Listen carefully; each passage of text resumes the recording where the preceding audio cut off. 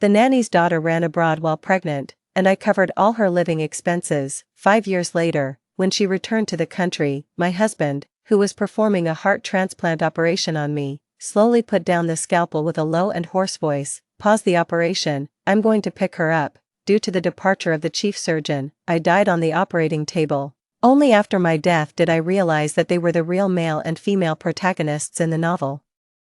And I was the cannon fodder supporting female character in the XX is on hold, I'm going to pick her up literature. They lived a happy and affectionate life on the bones of my body and at the cost of my whole family's lives. Fortunately, God has eyes, and I was reborn on the day the female protagonist ran away while pregnant. This time, I took decisive action immediately and cut off the financial lifeline of the male and female protagonists. What a joke.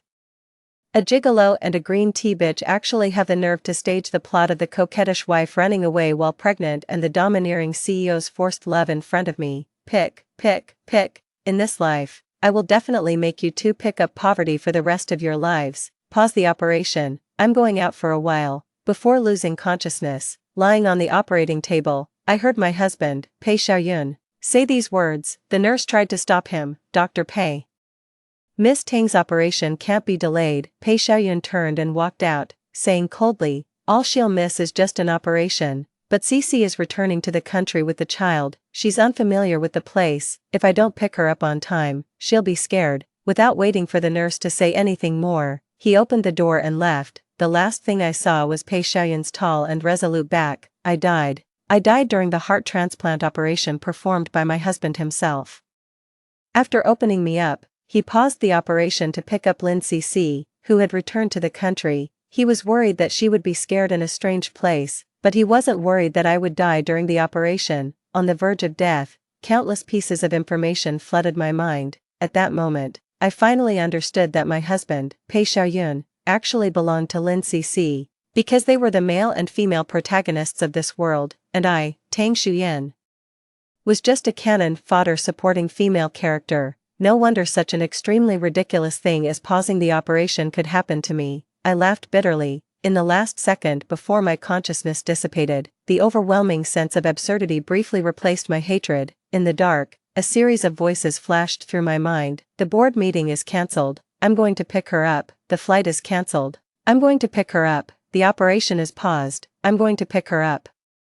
I used to read such novels as entertainment, but now, I'd become the biggest joke. Lin Cece was the daughter of my family's nanny. She had lived in my house since she was 5 years old, and I had always treated her like a younger sister. 5 years ago, at my engagement banquet with Pei Xiaoyun, she got lost and accidentally entered Pei Xiaoyun's room while he was drunk, and they had a relationship. Not long after, she found out that she was pregnant. She was just 18 years old at that time.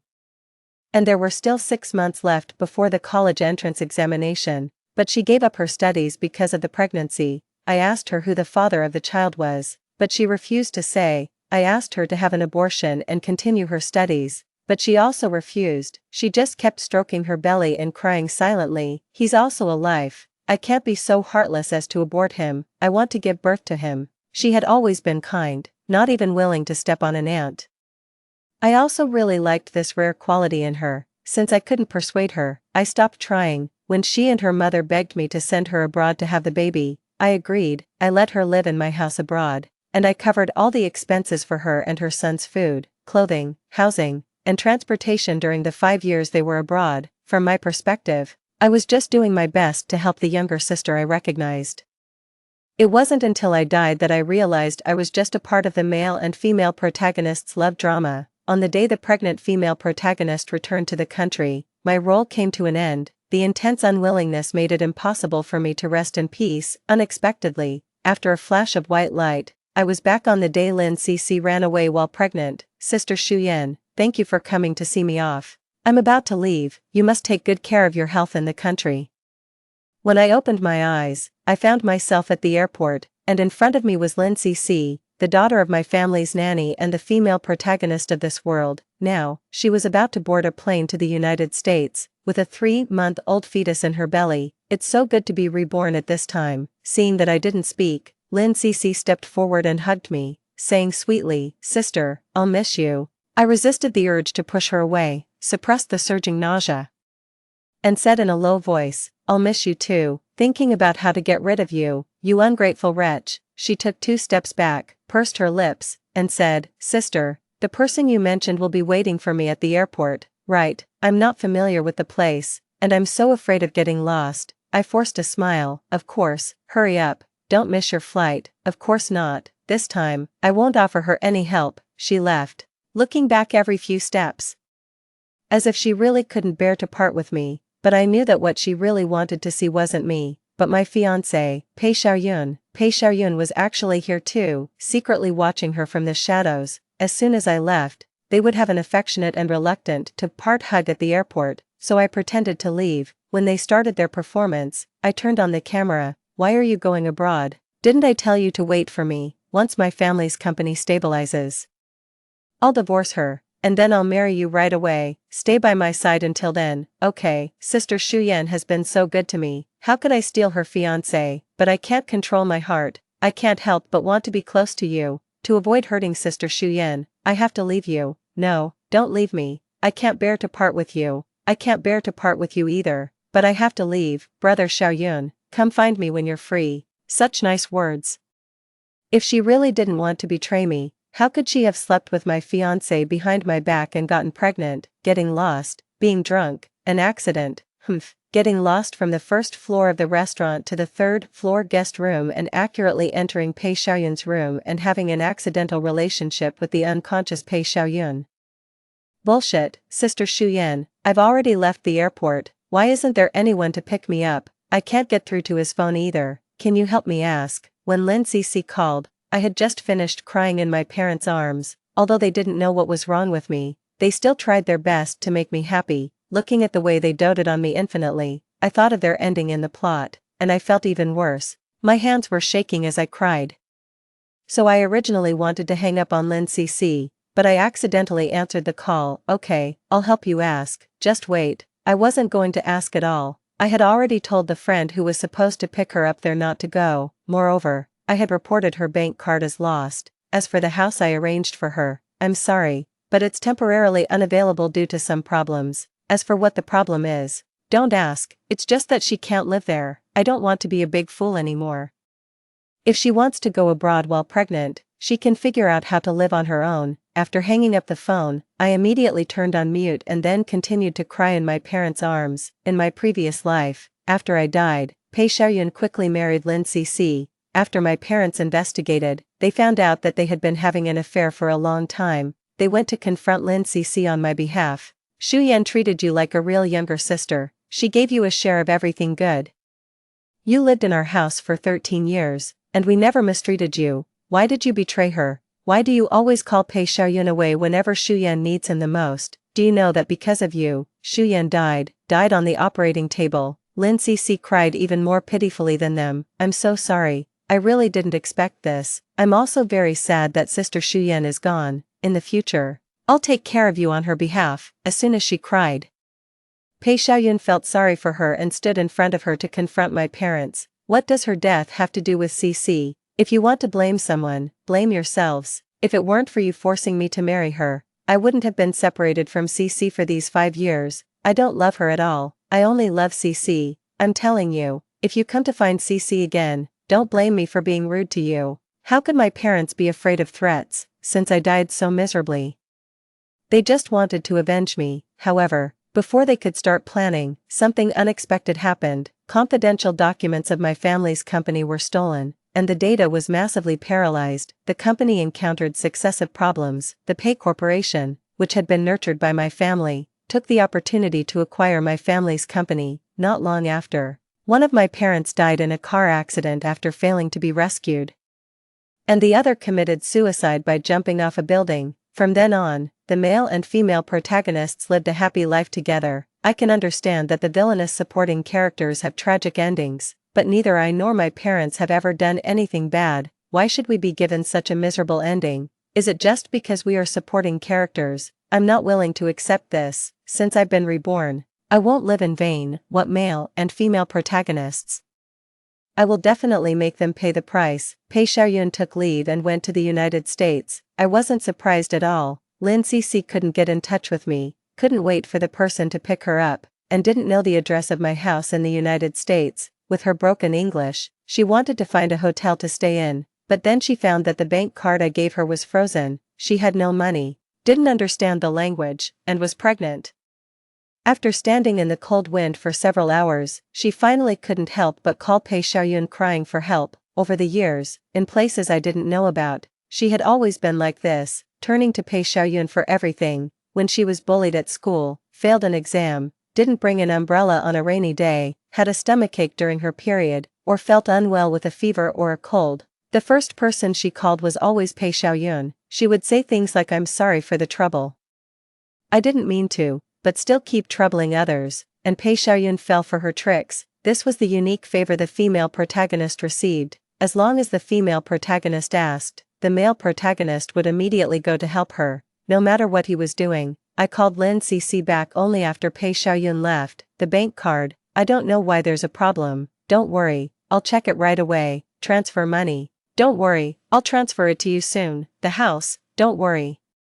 You can move in soon. As for how soon, she probably won't be able to wait until then before she dies. Just thinking about her being alone in the United States now, huddled in a corner feeling wronged and scared, waiting for her male protagonist to save her, makes me so happy that I can eat an extra half bowl of rice. What's more, it's exactly what I want for Pei Xiaoyun to go abroad to help her, because today, my family's nanny, Aunt Lin, who is also Lin Cc's mother, will suddenly suffer a myocardial infarction. In my previous life, I sent her to the hospital in time and asked Pei Xiaoyun, the chief surgeon in cardiothoracic surgery, to perform the operation on her personally, which saved her life. I covered all her expenses during her hospitalization, hired a nurse for her, and visited her whenever I had time. But all my efforts only earned a lukewarm thank you from their mother-daughter duo. They were more grateful to Pei Xiaoyun. In the plot, Aunt Lin told Lin Cc that the reason she got sick was that she was too tired from working in my house, saying that my family exploited her. She also said that fortunately, Pei Xiaoyun was there, otherwise her life would have been in danger. She told Lin Cc to hold on to Pei Xiaoyun tightly. As long as she married Pei Xiaoyun with the help of the child, their mother-daughter duo wouldn't have to work so hard anymore. After all, Lin Cc was the female protagonist. On the surface, she still had some sense of right and wrong. She told her mother that she and Pei Xiaoyun were true lovers and would never use anything other than their true feelings to scheme against him. But right after saying that, she immediately bought a famous brand watch for Pei Xiaoyun to thank him for saving her mother. Oh, and she used my money to do it. In this life, since Pei Xiaoyun was called away by her, whether her mother can survive depends on her mother's own luck. Aunt Lin became a vegetable.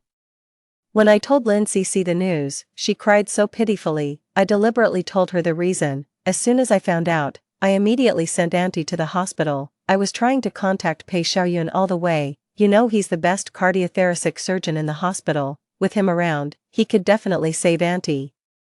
But he took a leave of absence and kept ignoring my calls. I did my best to find the best doctor, but unfortunately, Cc, it's all my fault. If only I could have called Xiaoyun back. Lin Cc's crying paused for a moment, and she gasped in pain. I listened with great pleasure. When I called Pei Xiaoyun, she hung up on me and threw the phone aside. She sat on Pei Xiaoyun's lap and looked at him with teary eyes, begging him, just for today, can you only look at me and only listen to me? She succeeded. She should be happy, shouldn't she? As for Aunt Lin, to be honest, I wanted her to die. In the plot, after I died, my mother was heartbroken and cried every day while holding my photo. Aunt Lin deliberately showed off in front of my mother how good Lin Cc was to her. After all, it's all about fate. My daughter is kind, so she gets good rewards. She married a good man, gave birth to a son, and is loved by both her husband and her in-laws. She's so happy, unlike your Shu Yin. She must have done something immoral. She had poor health and couldn't have children, and she died at a young age. But in a way, her death was a good thing. At least it brought Cc and Xiaoyun together. They're true lovers and were wrongly delayed by Shu Yan for several years. My mother was so angry that her whole body was shaking, and she told Lin's mother to get out of our house immediately. Lin's mother spat and continued to stab at my mother's heart.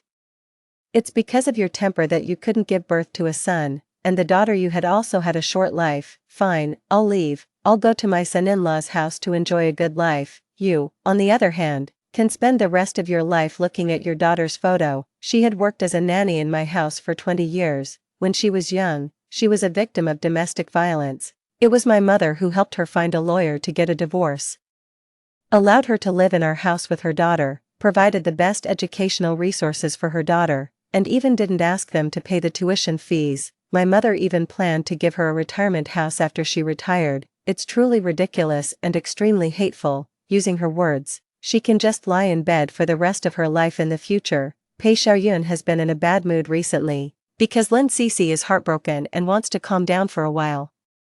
She even refuses to answer his calls. His beloved is in a foreign country, crying every day. How can he not feel? But Lin Cece doesn't want to see him. She can't accept that because of her, her mother became a vegetable indirectly, and she also blames Pei Xiaoyun for not being able to wake her mother up. But obviously, she blames me more. She said it's all because she was useless that her mother got sick from overwork. She said that if she had been by her mother's side, her mother wouldn't have had an accident. This is putting the blame for her mother's situation on me, so I proposed, then come back to the country. If you take care of her personally, maybe you can wake your mother up. She was taken aback and didn't respond. Of course she wouldn't. She is living in the house rented for her by Pei Xiaoyun abroad, and there is a special nanny to take care of her daily life. She doesn't have to do any work every day. She can just peacefully take care of her pregnancy and flirt with Pei Xiaoyun. With such a comfortable life, how could she be willing to come back to the country? What filial piety, indeed. Now the male and female protagonists are following the script of a deep and torturous love story. The female protagonist: because of my willfulness to see you, I indirectly harmed my mother. I can't forgive myself. Let's not meet again in the future. The male protagonist: this isn't your fault. If you want to blame someone, blame the Tang family, blame Tang Shuyan. If her family hadn't arranged such heavy work for Auntie, if they had discovered Auntie's discomfort earlier and sent her to the hospital earlier, if Tang Shuyan had arranged everything well for you abroad, none of this would have happened. The female protagonist: but if I hadn't asked you to come here to accompany me, maybe you could have saved my mother. It's my fault, all my fault. The male protagonist: no. It's not your fault. If Tang Shuyan had arranged everything well abroad, you wouldn't have looked for me. It's all her fault. Don't blame yourself. If she really felt guilty, where would she find the time to say all these nonsense about being sentimental? It's more important to come back to the country and stay by her mother's side. But Pei Xiaoyun falls for this. Every day, he accompanies Lin Cece on the phone and shares her sadness. I'm happy to see them unhappy, whenever I have time. I go to the hospital to bother Pei Xiaoyun. I watch him suffer and have to divide his attention to deal with me, yet he can't show his impatience. His tightly furrowed brows and the eyes that can hardly contain his annoyance bring me great pleasure. After pestering him for a while and forcing him to buy me several expensive gifts, successfully making him look haggard and lose 6 pounds, I stopped for the time being. Mainly, another important plot is about to come. I have to prepare in advance and don't have time to laugh at him. A special patient came to the hospital. His name is Qin Shen. Speaking of which, this person is indirectly related to my death in my previous life. I have congenital heart disease, and it's quite serious. In the later stage, if I don't have a heart transplant, I won't be able to survive. I finally waited for a heart donation. Just when I was about to have the operation, someone forcefully took away the opportunity.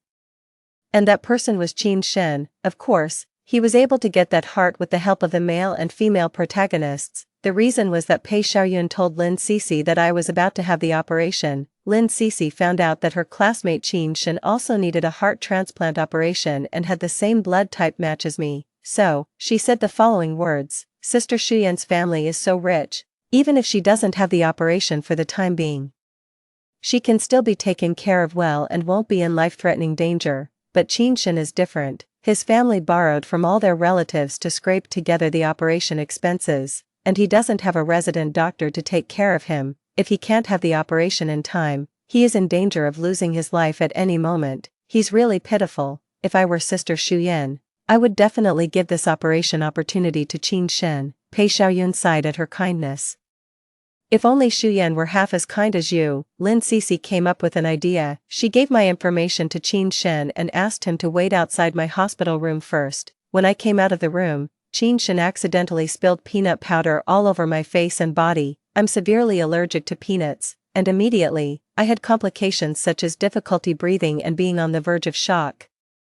In this situation, I couldn't have the heart transplant operation. In this way, I missed the first suitable operation opportunity and almost lost my life. Under the planning of Pei Xiaoyun and Lin Cixi, Qin Shen successfully had the heart transplant operation. After that, Qin Shen regarded Lin Cixi as his savior and became her most loyal admirer. In this life, on the pretext of not being ready yet, I gave up this operation opportunity in advance.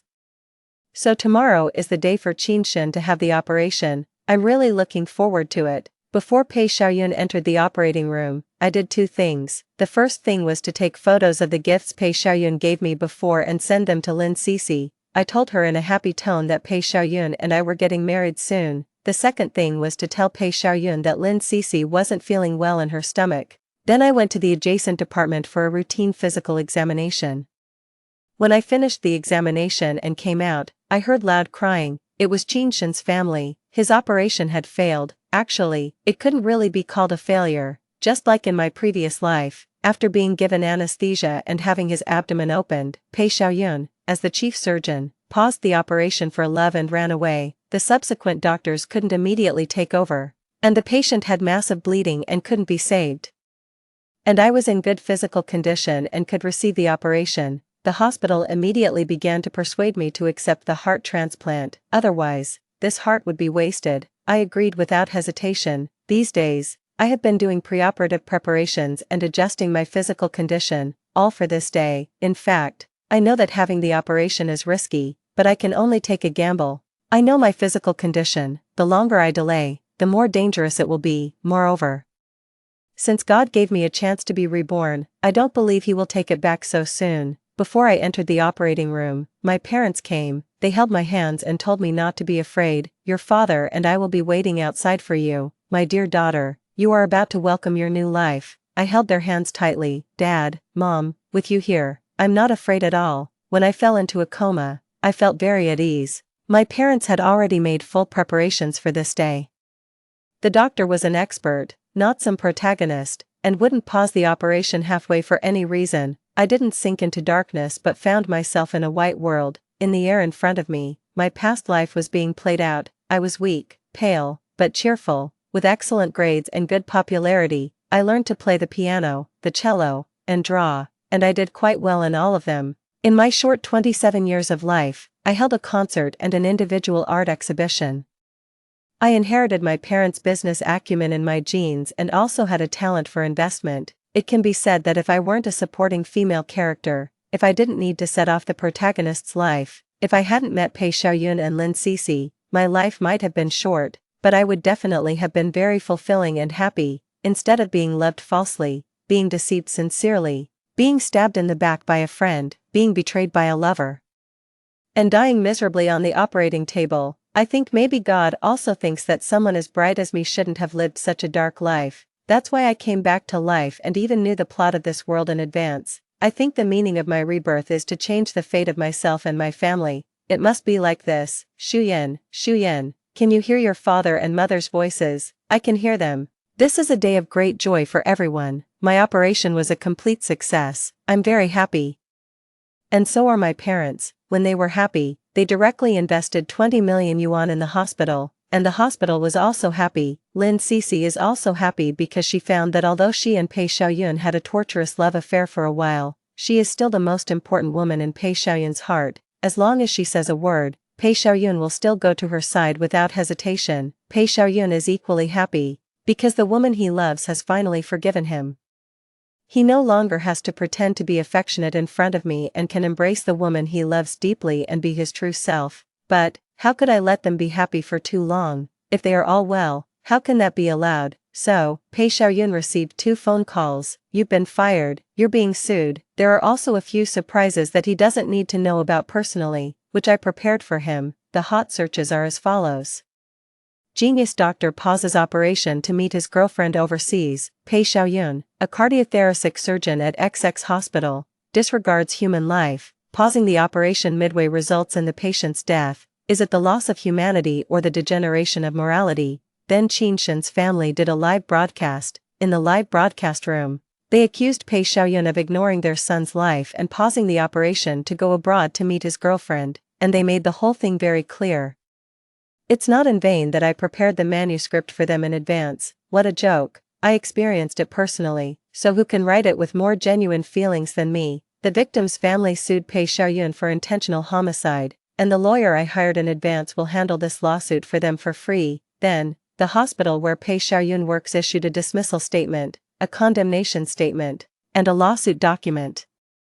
The general idea is that Pei Xiaoyun is the one who did such heartless things. After the hospital found out, it tried its best to rescue the patient but failed. The hospital decided to fire this doctor who lacks medical ethics and suggested revoking his practicing qualification certificate so that such a person can't continue to harm society. The hospital will fully cooperate with the victim's family to safeguard their rights and interests and will file a lawsuit against Pei Xiaoyun for his dereliction of duty, damage to the hospital's reputation, and causing a serious medical accident. In short, Pei Xiaoyun's name became famous overnight. Netizens from all walks of life who uphold justice began to take action. These days, any uncivilized trash can become a doctor. Pause the operation, go to meet his girlfriend, damn it. Does he think he's the male protagonist of a novel? Such a doctor doesn't deserve to be a human being. What's the difference between pausing the operation and disregarding human life? Wait, hasn't anyone noticed? The name of the doctor involved is Pei Xiaoyun. It's the same as the fiancé of the daughter of Fenghai Group. I remember the fiancé of the Fenghai Group's daughter is also a doctor, right? Is it a coincidence? It shouldn't be the same person, right? The news said that this guy paused the operation to go abroad to meet his girlfriend. But the daughter of the Fenghai Group had the operation in the country, didn't she? Becoming a doctor was Pei Xiaoyun's dream. His family actually also has a group company. After all, he is the male protagonist, and the company is of a considerable size. It's just that the author set some difficulties for his family's company to increase the drama and plot conflict. He got engaged to me because he wanted to seek the help of my family, at the current time point. His family's company is indeed being sustained by my family. As soon as this medical accident happened, the stock market of his family's already precarious company became even more unstable and was on the verge of collapse at any moment. So, without having time to get intimate with Lin Cixi, Pei Xiaoyun flew back in a hurry again. The first thing he did was to come to me. There are two reasons for this. First, I used to be infatuated with him and would help him unconditionally. It had always been like this before. My family's company is a leading company in the country. If my parents speak up for him, others will more or less give them some face. He really has high hopes, but he doesn't know that I guided and brought all this about. He pretended to be affectionate in front of me for so long, so of course I have to pretend a bit too. Xiaoyun, don't worry, I will definitely ask mom and dad to help you. Moreover, I believe you're not that kind of person. Your dream is to save lives, so how could you pause the operation halfway and go abroad to meet some girlfriend? They must be spreading rumors. As your fiancé, don't I know you? Just wait, I'll explain it for you right away. He opened his mouth several times but couldn't say anything. His face just turned slightly pale. It doesn't matter, I'll make his face even paler later. I acted as if I was deeply in love and posted a status without thinking. This is simply nonsense. This is spreading rumors. As Dr. Pei's fiancé, I didn't go abroad, so how can it be said that he went abroad to meet me? Because the person he went abroad to meet wasn't me. He loves his job so much that he would never do something like leaving the patient during the operation. Don't talk nonsense without evidence. Hurry up and show the evidence. As long as he's wronged, I will firmly stand by his side and support him. If he's not wronged, I'll make him pay.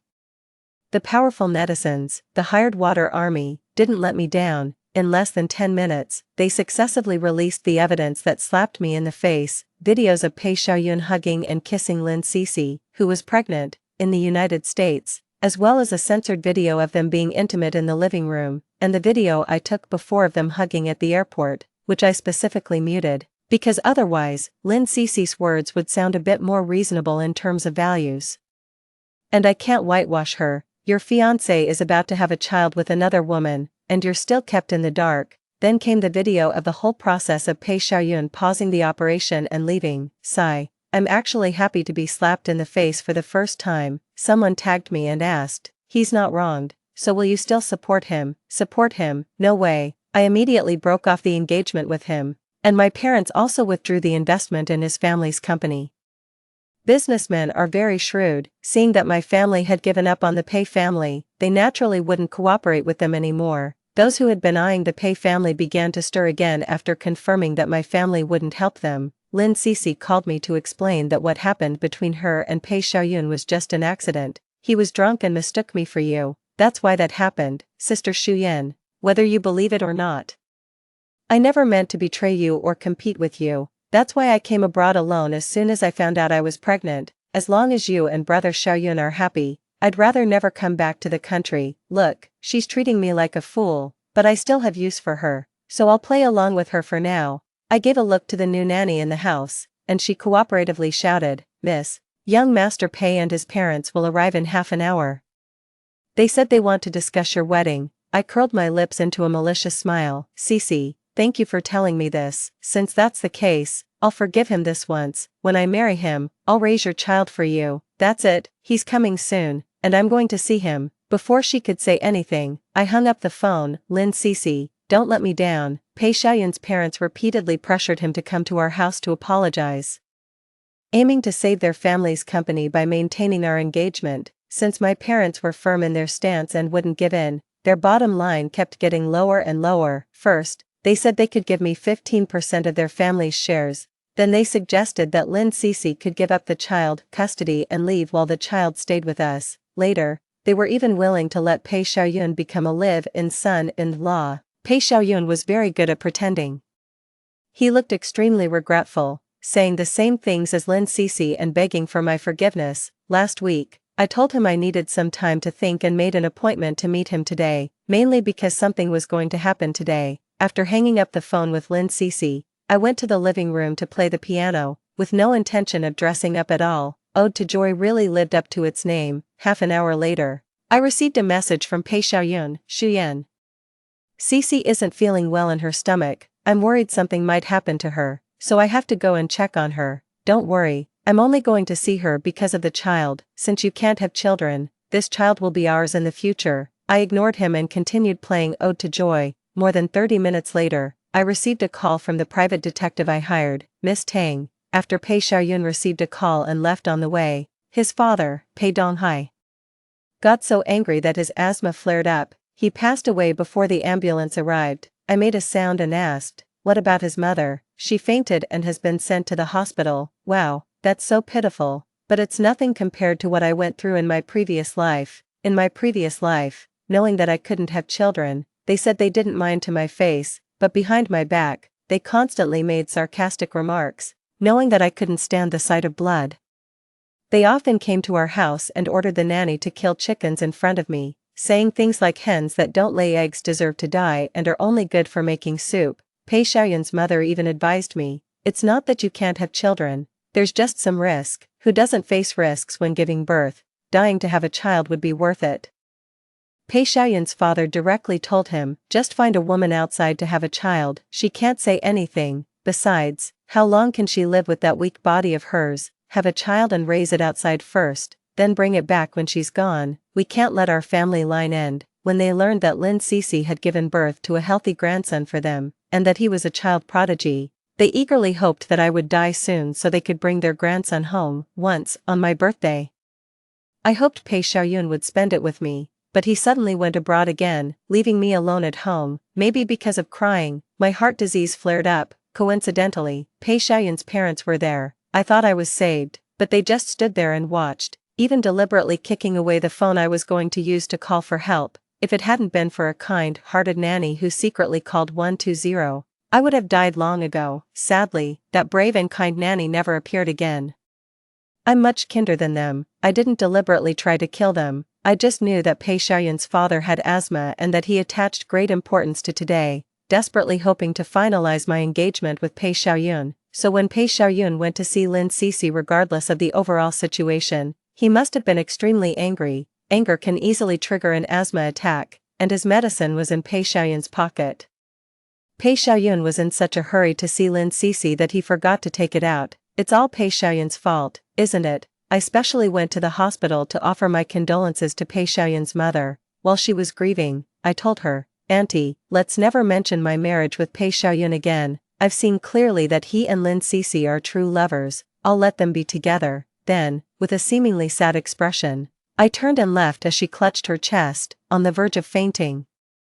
Pei Xiaoyun's mother had a bit of an Oedipus complex. In the original plot, she was even jealous of Lin Cixi for vying for Pei Xiaoyun's attention. Now that she had lost her husband and her son was neglecting both his father's death and the family company for a woman, how could she tolerate it? Of course she couldn't. Next, let them sort things out among themselves for a while. On the day the Pei Corporation declared bankruptcy, Pei Xiaoyun's mother beat her chest in grief, fainted several times, and was sent to the hospital. Pei Xiaoyun, who used to be a doctor and never cared about the family business, was now overwhelmed with handling the aftermath, and blisters had formed at the corners of his mouth. However, this was not the end. With her husband gone, Pei Xiaoyun's mother now only had her son left. She was like a frightened bird, waking up every day and demanding to see Pei Xiaoyun, insisting that he stay by her side. Since she clung to Pei Xiaoyun, Lin Cixi wasn't happy.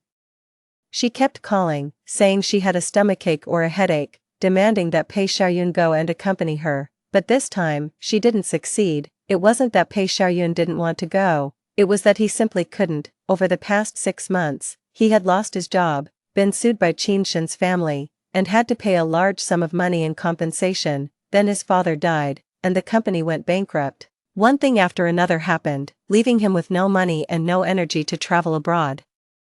More importantly, he could no longer afford Lin Cixi's expenses abroad, so, instead of him going abroad, Lin Cixi returned to the country with her pregnant belly, looking dejected. On the first day she was back, Pei Xiaoyun left his sick mother to pick up Lin Cixi, in a fit of anger. As soon as Lin Cixi entered the house, Pei Xiaoyun's mother grabbed her hair and slapped her several times. "You little slut, it's all your fault. If it weren't for you, our family wouldn't be in this mess. What a jinx you are. How dare you enter my house, get out." During the scuffle, Lin Cixi fell down. This fall led to an early birth. In the previous life, Pei Heshuan, that child prodigy who could read without going to school, master the world's most advanced hacking techniques without ever learning about computers, was supposed to be born in the best hospital in the United States and receive the best care. Pei Heshuan, who at the age of 5 alone was able to steal confidential documents from my family, tamper with important data of my family's company, causing the company to collapse within a short time, the one who cut off the power supply in my father's hospital room when my father was being rescued after a car accident, resulting in the failure of the rescue, the one who used hacking techniques to project the images of my father and me in front of my mother late at night, driving her to commit suicide by jumping off a building out of collapse. He was born on an ordinary day, 2 months before his due date, in an ambulance. I had been waiting for him, this devil. So, although I had been avoiding Pei Xiaoyun's mother, we accidentally met at the hospital. As soon as she saw me, she grabbed my hand and poured out all her grievances, saying that I was the only daughter-in-law she recognized in her heart. I deliberately said some ambiguous things, making her think that I still had feelings for Pei Xiaoyun. Her eyes lit up, and she promised that she would never let Lin Cixi enter their house. "Good child, wait for Xiaoyun a bit longer. I can tell that he still has feelings for you. Wait until I deal with that little slut, and I'll welcome you into our house in grand style." I neither agreed nor refused, remaining non-committal. Then, through the mouth of a doctor, I let her know that my health had improved greatly and that there was no problem with me having children. Her expression immediately became complicated. In her eyes now, Lin Cixi was clearly a curse, causing her son to lose his job, break off the engagement with me, leading to the bankruptcy of their family company, and even causing her husband's death. Most importantly, she was always competing with her for her son's attention, even though Lin Cixi had given birth to a grandson for her. It couldn't reconcile their relationship, but I was different. I was the daughter of the richest man. It seemed that I still had feelings for her son, and the only issue she had with me before, my health, was now resolved. So, what would she do? I lowered myself to become an option, not because I really wanted to be chosen, but simply because I didn't want them to have an easy life. It turned out that the fighting power of the female protagonist's mother-in-law was on par with that of the female protagonist. In the following 2 months, I received the latest gossip about the Pei family from the private detective every day. Lin Cixi refused to live with Pei Xiaoyun's mother, so they rented separate houses. Lin Cixi lived with Pei Xiaoyun, while Pei Xiaoyun's mother lived with the child. Pei Xiaoyun went out to work to support the family, and the mother-in-law and daughter-in-law each used their own methods, calling Pei Xiaoyun every day with various excuses, asking him to come home and accompany them. trying to prove their importance in his heart. When Pei Xiaoyun was with Lin Cixi, his mother would feel unhappy and always disrupt their private time. If Pei Xiaoyun was with his mother, Lin Cixi would either be sick or sad, claiming that she couldn't get better without him. In 2 months, Pei Xiaoyun changed more than a dozen jobs, all of which he was fired from. No company could afford an employee who left at will like him. After 2 tormenting months, Lin Cixi's birthday arrived. To avoid being disturbed by Pei Xiaoyun's mother, she begged Pei Xiaoyun to take her out on a date before dawn. When Pei Xiaoyun's mother went to their place with the child but couldn't find them, she started calling Pei Xiaoyun, saying that the child was ill and asking him to come back immediately. Lin Cixi finally couldn't hold back and exposed Pei Xiaoyun's mother. "You always use the same excuses, either you're not feeling well or Hechuan is. When is it ever real? You're so old, can't you take good care of a child? We just want some private space, why do you have to keep interfering?" When Pei Xiaoyun's mother heard her speak like this, she immediately started arguing with her. "You little bitch, how dare you talk to me like that? Weren't you the one who used these tricks to seduce my son in the first place? Stop pretending." Lin Cixi couldn't stand being scolded, so she started crying, and when she cried, Pei Xiaoyun would comfort her, naturally forgetting about his mother and the child. Many things happened due to countless coincidences. Because Pei Hechuan was born prematurely, his health had always been poor. Pei Xiaoyun's mother didn't take good care of him, making him even weaker and more prone to illness than ordinary children. It was cold and rainy that day. Pei Xiaoyun's mother went out early in the morning with the child to find Lin Cixi. When she couldn't find them and had to turn back, she got caught in the rain. Still angry, she was even less willing to take care of the child. She left the child in bed and went out to chat with others, and on that day, the glass in the room where Hechuan was sleeping suddenly shattered. What would happen to a child who was already weak, having been caught in the rain and exposed to the wind? When Pei Xiaoyun's mother came back, she found that Hechuan's face was flushed and he was too weak to cry. She called Pei Xiaoyun again, saying that the child had a fever and wouldn't stop crying. Pei Xiaoyun was still with Lin Cixi and didn't come back. They didn't take the child to the hospital until they returned home after their date. When Pei Xiaoyun came to my house to borrow money, I was just about to leave with my bag, planning to go on a trip with my girlfriends. He looked at the million-yuan bag in my hand, and his face twisted for a moment. "Shu Yan, just lend me 1 million yuan, I'll definitely pay you back in the future." I took a few steps back and then waved for the security guards to push him away. "What are you talking about? You don't even have a job, how are you going to pay me back? Get out of here, don't delay my trip."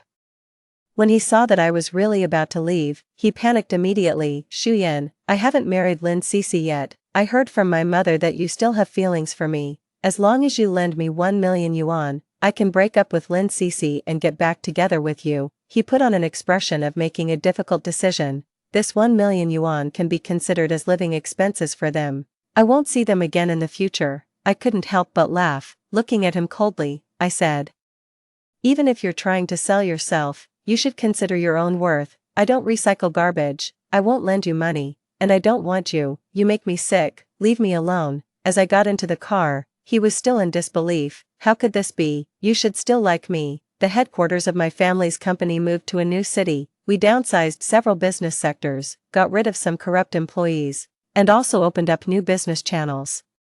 My parents and I bought a new villa and settled in the new city. Everything was moving in a better direction, except that my parents started looking for new potential partners for me again. We had completely broken away from the original plot and were no longer supporting characters in someone else's story. Now, it was the male and female protagonists who were trapped in the plot. It all started 3 years ago. Pei Xiaoyun was reborn, or rather, he regained the memories of his previous life.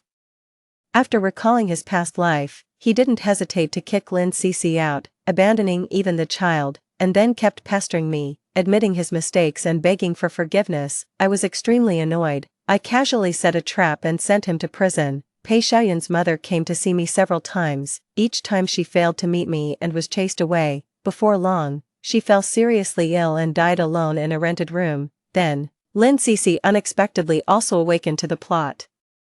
She even dared to provoke me, saying that her son would become a genius hacker in the future and that she could live a good life even without Pei Xiaoyun. She never even considered that if the child was truly okay, why would Pei Xiaoyun, who knew the plot, give him up? It was because Pei Xiaoyun, as a doctor, had already seen that the child wouldn't become the genius child in the original plot, living in such a beautiful fantasy. She waited until Pei Heshuan turned 3 years old, only to find that the child was different from ordinary children. Both his physical and intellectual development were abnormal. A visit to the hospital revealed that the previous high fever and illness had indeed affected Pei Heshuan. He became cerebral palsied. Lin Cixi couldn't accept that her genius son had become like this, unable to walk or speak, only giggling and drooling all day, or suddenly becoming irritable and screaming. She went crazy, often talking to herself, saying that she was the female protagonist and her son was a genius, and things shouldn't be like this. After learning that she had gone mad, I stopped paying attention to her. I knew very well that she was like a daughter flower that could only survive by clinging to others. At first, she relied on me, then on Pei Xiaoyun. Without Pei Xiaoyun, she thought she could rely on her child. When she found that no one she could rely on could support her anymore, her fate was to rot in the mud. No one knew that during the days when Pei Xiaoyun wasn't in the US with Lin Cixi, every meal she ate was specially prepared by me, or rather, it was the first gift I specially prepared for Pei Heshuan. The second was the artificial rainfall that day, which took a lot of effort on my part. The third was teaching the naughty children nearby to break that glass. Pick. Pick, pick. In this life, I will definitely make you two pick up poverty for the rest of your lives. The fifth was giving them some special offers during Pei Xiaoyun and Lin Cixi state, trying my best to keep them from going back too soon. I didn't want to get my hands dirty with blood, but I also couldn't let him become the devil in the plot, so I created countless coincidences to prevent him from becoming that genius. Fortunately, I succeeded, in the end. It took me 10 years to acquire all the novel hosting websites, not for anything else, but to put an end to manuscripts with distorted values similar to the plot of this world. I have plenty of money and just want to be willful. Story 2. I traveled back 10 years, to the day when my husband confessed his love for me. Overjoyed, I finally seized the opportunity. This time, I'm determined to help Jiangbai marry a wealthy and beautiful woman, propelling him to the pinnacle of life. I went back to that afternoon 10 years ago in high school, when Jiangbai confessed his feelings to me. Thank heavens, I, Jiang Qing, am willing to mix meat and veggies for a lifetime. Oh no, I mean strictly veggies. In gratitude for your great kindness, my eyes sparkled as I fixed my gaze on Jiangbai, who was concentrating on his work. No wonder he looks so handsome even when he's studying. He's like a limited edition campus husband, missing a single glance is a loss. Jiangbai, also known as Comrade Jiang Xiaobai, is a well-known campus heartthrob, my high school desk mate and childhood friend. We joyfully went through elementary, middle, and high school together, and even got married in the future. He's perfect in every way, handsome, distinguished, excellent in academics, and a decathlete. Aside from being a bit cold and reserved, he has no faults, truly a heart-stealer. Unfortunately, in my past life, for some reason, he fell for me and, just like that, we ended up getting married. We had 3 years of happiness in those 10 years, the rest of the days were nothing but terrible. In this lifetime, I must ensure Comrade Jiang Xiaobai's happiness. I stared at Jiangbai thirstily for a long time, until he seemingly felt it and slowly turned around. Our eyes met. With a bang, he suddenly fell off his chair. Me, seriously, are my eyes that terrifying? I'm getting a bit angry now. According to my memory, today, after class, when only Jiangbai and I are left on duty, he will make a heartfelt confession. He would typically kneel with flowers in hand, passionately saying, "Qing Qing, my darling, please be with me. I truly love you so much," and such. This cold senior officer would never actually do that. Instead, as we were cleaning the blackboard together, with an unruffled expression, he casually said, "Jiang Qing, I like you, would you consider me?" If I hadn't seen his tightly clenched fist, his ears flushed red, and the rag in his hand dripping with water from his tight grip, I might think he was asking me, "Jiang Qing, have you eaten?" Such a pure and simple way to confess. Comrade Jiang Xiaobai, you're incredible. I always thought it was just me who had a crush on him. Turns out, it was mutual. But this time, I won't let the story unfold as it should. I'm going to tear up the campus love script with Comrade Jiang Xiaobai and help him marry a wealthy beauty, leading him to the pinnacle of life. After all, there's no happy ending for Comrade Jiang Xiaobai and me together. I'm Jiang Qing, loved by everyone, a delight to flowers, a positive, sunny, and healthy beautiful girl. 3 years after marrying Comrade Jiang Bai, I was diagnosed with an elegant and hereditary disease called ALS. I don't know if it's related to the father I've never met. Simply put, the disease causes muscles to slowly atrophy and then gradually lose life. The moment I found out, I was shocked. I always felt that marrying such a good husband as Jiangbai couldn't be because I traded my life for it. It might just be true. I was still worried about the 7-year itch with Comrade Jiangbai, but now it looks like I might not even live to see our 7th year together. Light a candle for myself. Fortunately, thanks to Comrade Jiangbai's meticulous care and my relentless efforts, I made it to our 10th year of marriage. Then I faced the greatest challenge that has existed since time immemorial: childbirth. There was no way around it. In the years I've been declining in health, it has become increasingly obvious that Comrade Jiang Xiaobai was forcing a smile. I was genuinely afraid that after I was gone, he might do something drastic out of despair. Anyway, I was bound to leave this world sooner or later, so I wanted to try my best to leave him a child for some solace. Turns out, I overestimated myself, once again.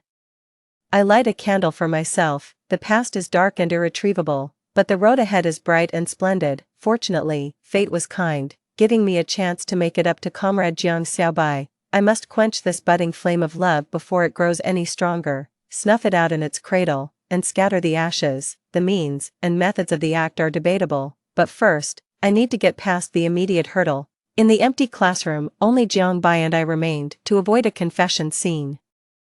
I immediately moved away from the podium and sent Jiangbai alone to erase the blackboard. I quietly watched his figure standing in front of the blackboard, tall, upright, and slender.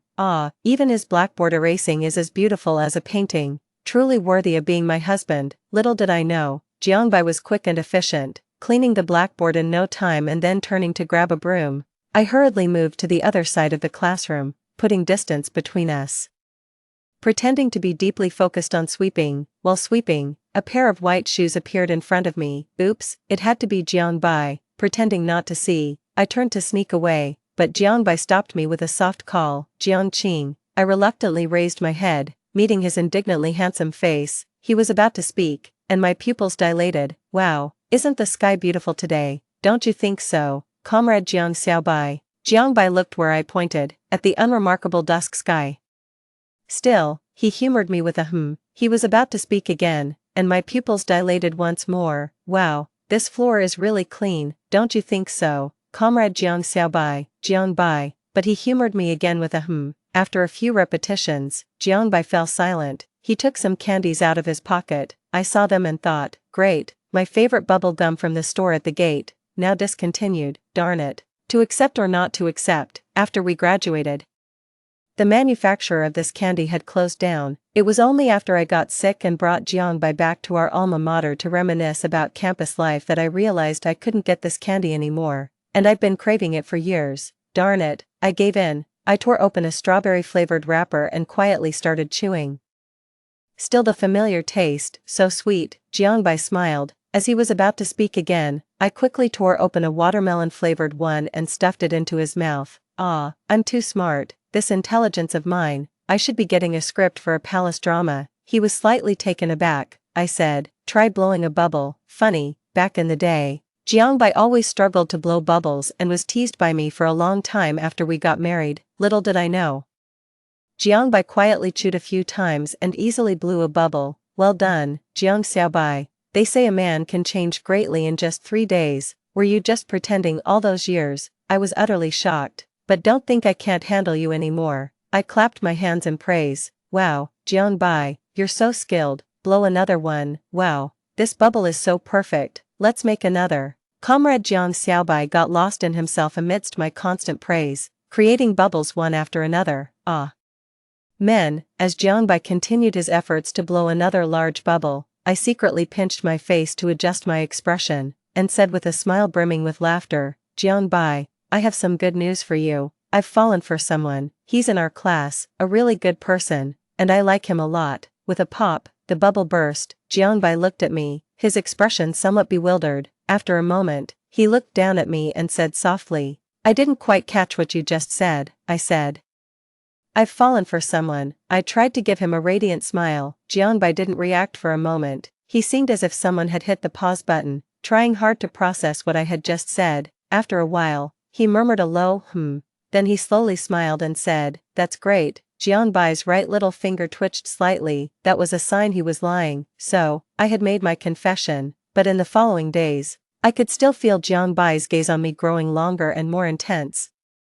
As if he had never seen me before in his life, it seemed he hadn't fully let go. After all, matters of the heart are indeed hard to break off. I pondered over it. Time and a new love seemed to be the most effective tools. I couldn't wait for time, so a new love was my first choice. I silently turned my head, looking towards Lu Yuanyuan. Not far away, Jiangbai was like a magnet for admirers, with countless girls at our school fond of our comrade Jiang Xiaobai, but among them, Lu Yuanyuan was definitely among the top contenders. A great beauty, with a good family background, excellent in her studies, gentle, caring, and talented. Most importantly, I heard in my past life that she remained unmarried for so many years, silently waiting for Jiang Xiaobai, deeply in love. Originally, after learning about my illness, I wanted to set her up with Jiang Bai, but he firmly rejected the idea. But now, the situation was different, the timing, the conditions, and the people were all aligned. Sister Yuan, you have good taste, and I will temporarily entrust Jiang Xiaobai,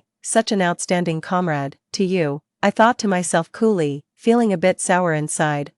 Lemons on the lemon tree, and beneath it, just me. I planned to get closer to Lu Yuan. From what I remember, in a few days during the exercise break, some girls from other classes who were jealous of Lu Yuan would lock her in the restroom and splash water in from outside. This had caused quite a stir at the time, but then it quietly settled down. So, during the next few days' exercise breaks, I kept a close watch on Lu Yuan's every move. Finally, today, I saw her heading towards the restroom, followed by a few girls. I secretly followed them, and by the time I arrived, Lu Yuan was already trapped in a stall, helplessly beating on the door, her voice tinged with sobs. The girls outside blocked the door, laughing and mocking her. A bucket filled with water at their feet, seemingly ready to throw it inside. What kind of school violence is this? It made me furious. I quickly took a few seconds of video with my prepared phone, then grabbed a mop standing by the door and went in, hitting earnestly and without holding back. The girls were caught off guard and tangled up with me. With no one blocking the door, Lu Yuan got out, unexpectedly. She didn't run away, she cried and helped me. The scene was chaotic until we heard a distinct roar. What are you all doing? The female disciplinary officer stood at the door, glaring at us. Lu Yuan and I, along with a few other girls, entered the disciplinary office. The disciplinary officer was someone I had asked a classmate to summon in advance. Calmly, I showed the officer the video on my phone, and then Lu Yuan explained the situation. The girls could only watch as the undeniable evidence unfolded before their eyes. Considering I appeared to be quite injured and had acted righteously, the disciplinary officer did not pursue the matter of my having a phone, merely giving me a verbal warning before sending me to the medical office. As soon as I left the office, I encountered Jiang by leaning against the corner of the staircase. It was during class time, and the hallway was empty except for the two of us. Without even thinking, I knew I must look a mess, with hair like a bird's nest and clothes all torn. Not to mention the bruises and red marks all over my body. I felt guilty, like a child caught red-handed, nervously fiddling with the hem of my shirt. In the silence, Jiangbai slowly walked up to me. He took off his school jacket and draped it over me. His movements were gentle, as if I were some fragile, precious porcelain that could crack at the slightest touch. I heard his voice tremble as he said, "Jiang Qing, can you please take better care of yourself?" His voice choked up a bit, making my heart skip a beat. I looked up to see him staring at the fresh, striking scratches and wounds on my hands, his expression filled with sorrow. It was as if the pain inflicted on me was somehow transferred to him. That single look was startlingly painful. Even the fight hadn't hurt this much. Feeling somewhat panicked, I forced a smile and said, "It's okay, Comrade Jiang Xiaobai, it doesn't hurt at all." Their punches felt like kitten scratches. "Jiang Xiaobai, why do you look so stern like an old man? Smile a bit, smiling makes you look younger." Jiang Xiaobai, Jiang Bai. But no matter how I tried to lighten the mood with my playful banter, Jiang Bai remained silent. Seeing my pitiful state, Jiang Xiaobai coldly said, "I don't smile because I was born not loving to smile." He silently carried me to the medical office, silently helped me apply medicine, and silently carried me back. I lay on Jiang Bai's back, absent-mindedly watching the soft light coating him and his hair. The lazy sun cast long shadows of us together. As I fixated on our shadows, My heart was in turmoil over Jiangbai's demeanor. Suddenly, I noticed our shadows had stopped. Jiangbai suddenly halted and turned to ask me, Jiangqing. Who is the person you like? My eyelid twitched, my mind racing. In a moment of panic, I blurted out, Li Zhuxin, who held the prestigious seat beside the teacher's desk, was known as the class ruffian. Overwhelmed by my attentiveness, she incredulously asked me, Jiangqing, has the sun risen from the west today? Are you out of your mind? Turning away from Jiangbai, I replied with a forced smile, barely audible, just take it and keep quiet. I stealthily glanced at Jiangbai with the corner of my eye and saw him staring intently at us, his grip tightening around the pen he was holding. The thrilling sensation of flirting in front of my husband. Knowing Jiangbai as I do, I understand that at his core, he is a proud man. He would never pester a woman who already has someone she likes, especially after witnessing this scene. Suppressing the bitterness in my heart, I pretended to be indifferent and continued chatting with Li Zhuxin. Suddenly, the class monitor walked in and announced, everyone, our annual autumn outing is about to begin. Instantly, the classroom erupted into cheers and excited shouts. I thought to myself, the autumn outing would be a great opportunity to bring Jiangbai and Lu Yuanyuan closer together, since forming a comradely bond during our last side-by-side battle. My relationship with Lu Yuanyuan had progressed rapidly, and I had come to realize what a genuinely nice girl she is. Considering her a true friend, if she and Jiangbai ended up together, I would sincerely bless their union. This year's autumn outing destination was an ancient town, a well-known local scenic spot. As we set off, Jiangbai, being the class monitor, was seated at the front of the bus to check attendance. Lu Yuanyuan and I sat together, just as I was about to pretend to be carsick to switch seats with Jiangbai, letting him sit with Lu Yuanyuan to foster their relationship.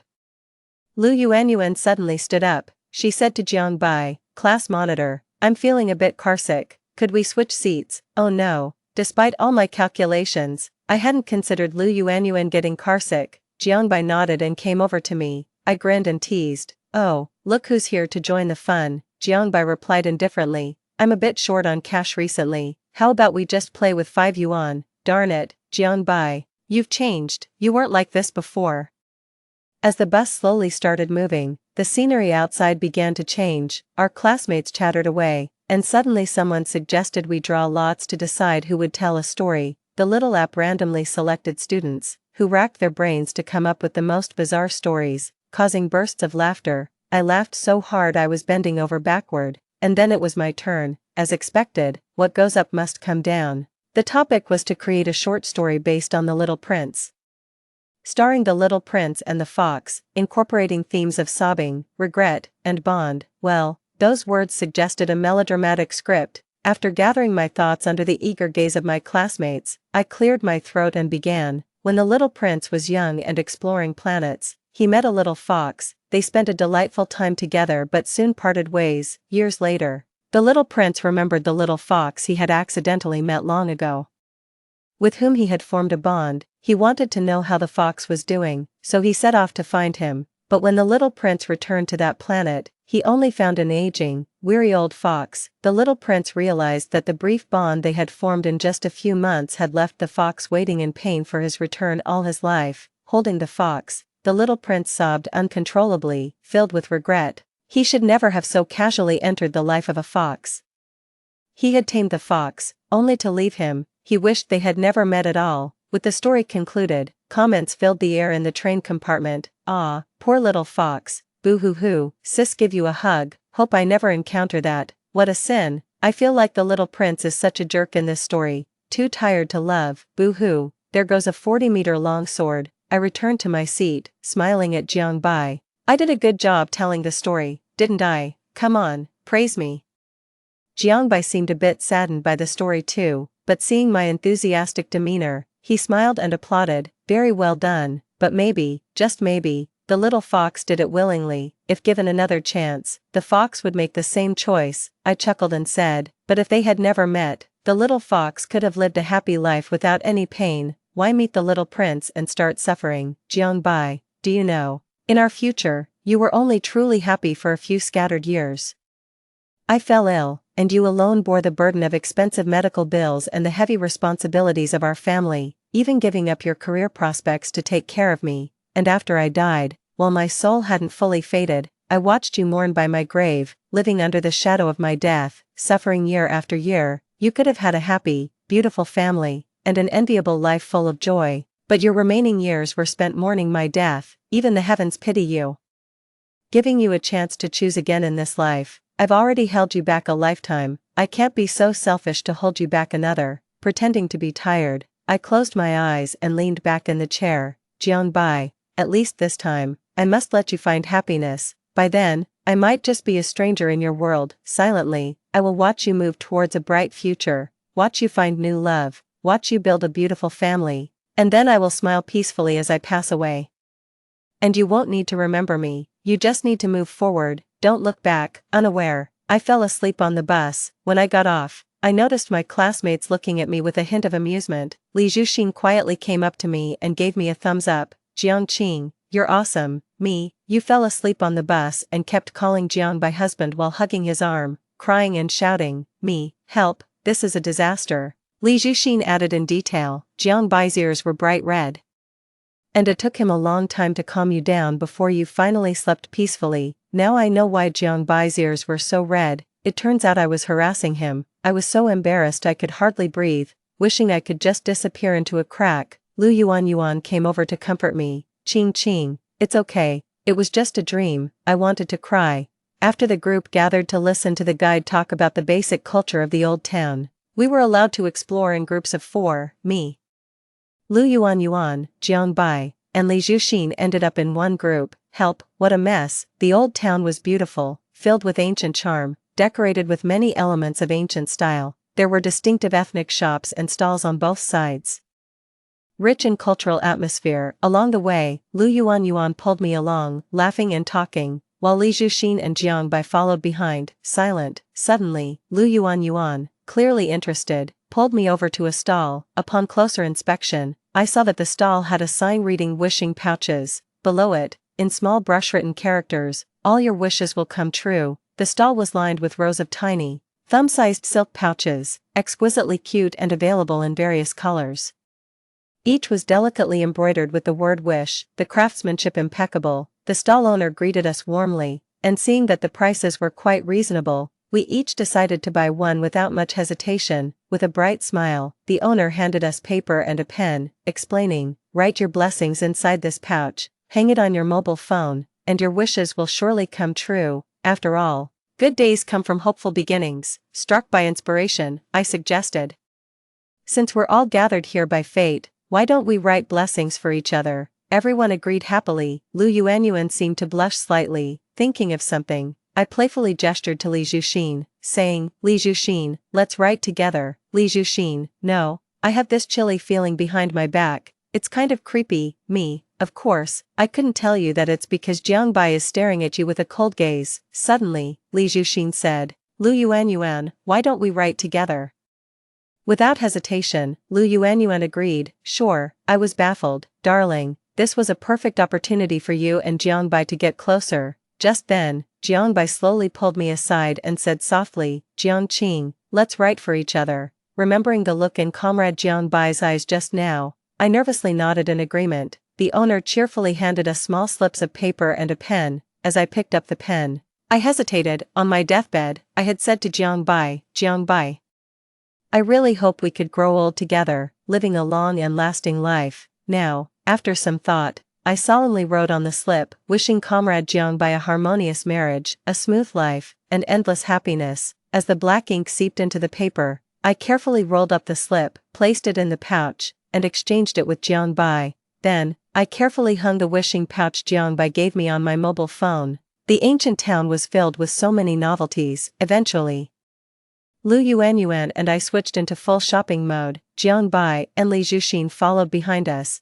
carrying bags both big and small without complaint. The result of such indulgence was that as soon as we got on the return bus, I was completely exhausted and fell asleep on Jiangbai's shoulder. All the way back to school, fortunately, I didn't talk nonsense in my sleep this time, but the real excitement was yet to come. The joy of the autumn outing was fleeting, and the pressure of studies was eternal. Chewing on the end of my pen, I was completely stumped by the exercises in front of me. After all these years, my high school knowledge had long been returned to the teachers. I approached Li Zhuxin for help with the exercises, and he rolled his eyes. Come on, big sis, see if my king's seat is good enough. Why don't you go find Jiang the scholar? Me. I had specifically waited for Jiang Bai to be called to the teacher's office before coming to you. Li Zhuxin sighed. You and Jiang Bai have been off lately. If you want to avoid him, then go find Yuan Yuan. Calling me big sis and her Yuan Yuan. Suddenly, it dawned on me. Right, how could I forget Sister Yuan Yuan? I immediately planned to ditch Li Zhuxin, but he also grabbed a workbook, saying, I have questions too. Meeting my incredulous gaze, he sheepishly said, What? Only you're allowed to strive for excellence and not me. Me, man, something's off with you. Together. We went over to Lu Yuanyuan's seat, but as she saw us approaching, she immediately covered her face. Seeing her unusual behavior, I asked in confusion, Yuan, what's wrong? Are you feeling unwell? Upon hearing this, Li Zhuxin's tone also turned anxious. What happened? Where do you feel uncomfortable? Do you need to go to the infirmary? The moment he spoke, cheers erupted around them. The class representative explained. Lu Yuanyuan chose dare and has to hug the first boy who talked to her for 10 seconds.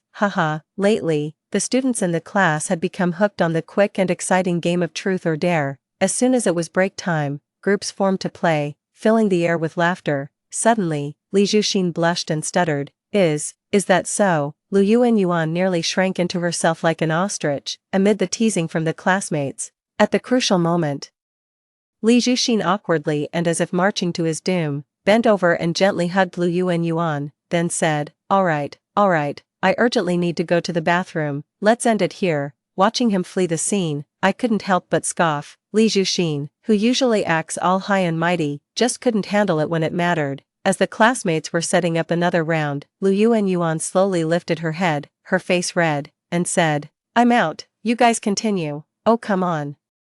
We were just having fun, keep playing, Yuan, forget it, look at how shy Yuan is, let's not force her, maybe someone else can take her place, it's no fun with fewer people. Hey, Jiangqing, are you in? I was about to refuse, but Lu Yuanyuan was tugging at the hem of my clothes, looking at me with pleading eyes. Me, alright then, I took Lu Yuanyuan's place in the game. A pen was placed on the ground, and whoever it pointed to was the unlucky one.